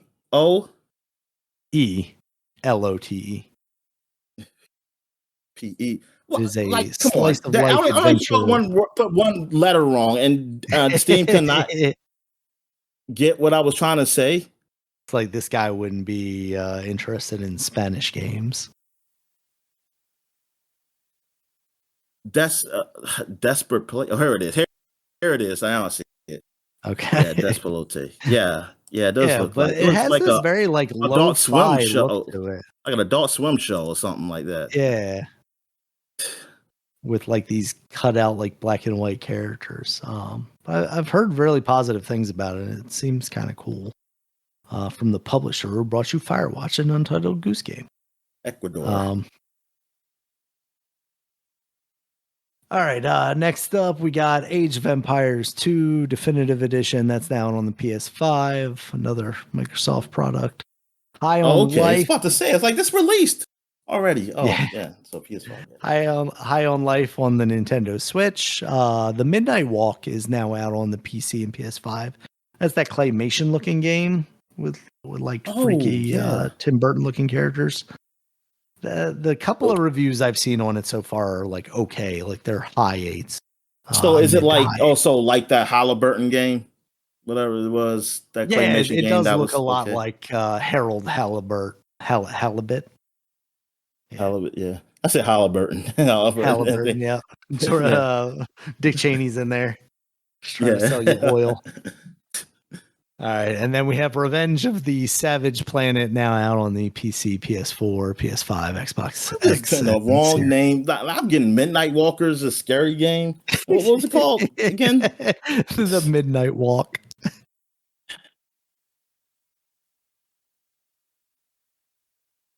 Okay. All right, now I'm seeing it. Oh, okay. Yes, yes. Oh, yes. Jesus Christ. Yeah. Creepy. These are definitely, yeah, it's definitely Tim Burton-esque. I'm not sure I knew what the actual gameplay of this is. Seeing this trailer here on Steam where there's like a first person shooting. Wait a minute, I don't like how that thing just kind of just yells at you and kind of moves to your face here. Like, look, are you on Steam page? Yeah. Yeah, go down. Go down to that video. Oh, I don't want to do that. Oh yeah, I don't like that. Yeah, that's too much. Yeah,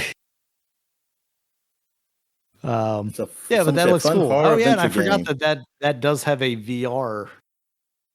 Oh, so that's too. part of the VR It's a VR thing, game. and just make you shit your pants. Yeah, pretty much. Gotta play it. Got play while I'm on the toilet. Yeah. The full But 4D if you want to, experience. I'm gonna cleansing. I'll play the game on the toilet. There you go. Yeah. But yeah, those are the games from these past 2 weeks. Like I said earlier, we got Doom coming up next week, so that's pretty big. Yeah, and we're getting close, Dominic. It's we're not far away from the Nintendo Switch 2 release, and then we're at that same time, I guess, actually, we're gonna be at like Summer Games Fest time. I mean, we're not gonna be there, but it's going to be that time. I'll get somebody wants to sponsor us to go. Unless fandom wants to pick us up. We're brand safe, right, Dominic? Yeah. They can pay for our tickets. Yeah, man. Hold up, like, what's going on? Trump supposed to be doing something with the air traffic controllers. It's he's doing something like he's supposedly like he's changing things up, or is he gonna run them now? Money, yeah, but he's doing. I forgot what he said. Like, basically going to cost money. What's he doing? Which is I find pretty funny. I thought we were saving money, Dominic. What happened? Yeah. Well, yeah. I guess that's what I told my dad. I said, "Well, all those people we laid off and stuff, did it. We got enough money. We can do that now, right? Maybe that's what it is. Did we get close to that trillion? That Doge said. I'm sure. Yeah, we're right there, right on the cusp of it, Dominic. Right there. It's like there. We're gonna buy the best air traffic controllers from around the world. Russia has the best air traffic controllers. We want to save money by going at the cheapest places in the government. that we spend money. Yep. Yeah. All right, Dominic. Anything else for the people this week? No. Well, I mean, there is like, yeah, I know a lot of people have things on Death Stranding too. I mean, like, I'm excited for people who like the game. Like, I wish I did still like that stuff. Like, I kind of still want to go back to play it, like what I did. I mean, I kind of want to play the new one, and wish I can just like put that save I played from that one to that one. Yeah, but that's not like still on Xbox Game Pass, or that was never on Game Pass, was it? Nah, or was it? Yeah, that was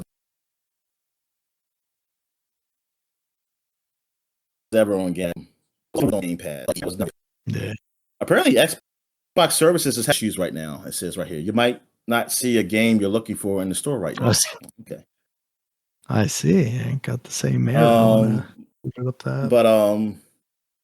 But yeah, the director's cut. Yeah, when they got director's cut, and that's what I was hoping. When I was like, oh, this is going to be on Game Pass, and it wasn't. Oh well. Just in time for Death Stranding 2 to come out, they'll put it up there, maybe. They should, because they're not getting it, right? That's a good question. I forgot. I mean, I know they're going to get it eventually. I was thinking they were. Is it a Tom? Is it still a Tom thing? Thinking Death Stranding 2 was coming. I mean, it's up to him. I think it's up to him if it's Tom or not. I mean, because he owns the property now. Yeah. But I just don't see it. I'm just trying to think. I don't see it advertised. Yeah. I mean, I'm sure Sony probably. I don't know why Sony even Sony is crazy if they're still paying people for anything. like honestly, I would not pay anybody for nothing. It's like, where are you gonna go? Do you want to sell your games or not? Yeah, I mean, you got Nintendo. I mean, unless it's Nintendo, but even then, it's not. You're not guaranteed to sell on Nintendo. Yeah. They're guaranteed to sell. Then you're competing with them. Exactly. Where are you gonna go? The Xbox? I didn't think so. They're bringing their games to us. PC, that thing's too expensive. Switch, exactly. Gonna compete like against to be Mario? Only up there. To be only up there on the PC? Nah. Yeah. I ain't paying nobody shit. Let's say y'all want to say, hey, I'll ask y'all want to come on our show? That's a no. And say, that's it. You come to us. Yeah. All right, Dominic. With that, I think we'll get out of here. You can follow us on Twitter. Dominic's at DStalworth5. I'm at Regulus MB. The podcast is at Superpod, SUPAPOD. We're also on Bluesky at superpod.com, at regulusmb.sky.social. Yeah, I'm going to start using Bluesky more. I pretty much exclusively, if I'm just like jumping in to look at stuff, it's what I do, but I'm not finding myself using it or Xbox really, or Xbox. Twitter. Because of the X. Yeah. Yep. I'm not finding myself going to either of them much anymore, to be honest with you. Like, even on Bluesky, it's mostly just I want to see what like Wario64 is posting as far as sales and whatnot go. And then once I've got it open, I'll check and see whatever. That's kind of been it. I mean, I spend way too much time on Reddit, probably more than anything. Where do you go on Reddit, though? It's mostly wrestling and video games. Oh, okay. That's basically it. And then whatever young Republicans. Yeah. Well, yeah. Well, wait a minute. You're not Young Republicans anymore. Now I just go to conservatives, Dominic. You was at one point. You was. Yeah. Yep, they kicked me out. Once I hit 33. Once they gave me the expedition number, I was out of there. All right. Yes. Website is superpod.com. You can check us out there as all of our previous podcasts, as well as links to all the places you can find us, including YouTube, where there's a video version of this podcast, as well as audio versions on iTunes, YouTube Music, Spotify, Amazon, Audible, basically anywhere you can find an audio podcast. We will be there. And until next time, guys, see you later. All right, see you.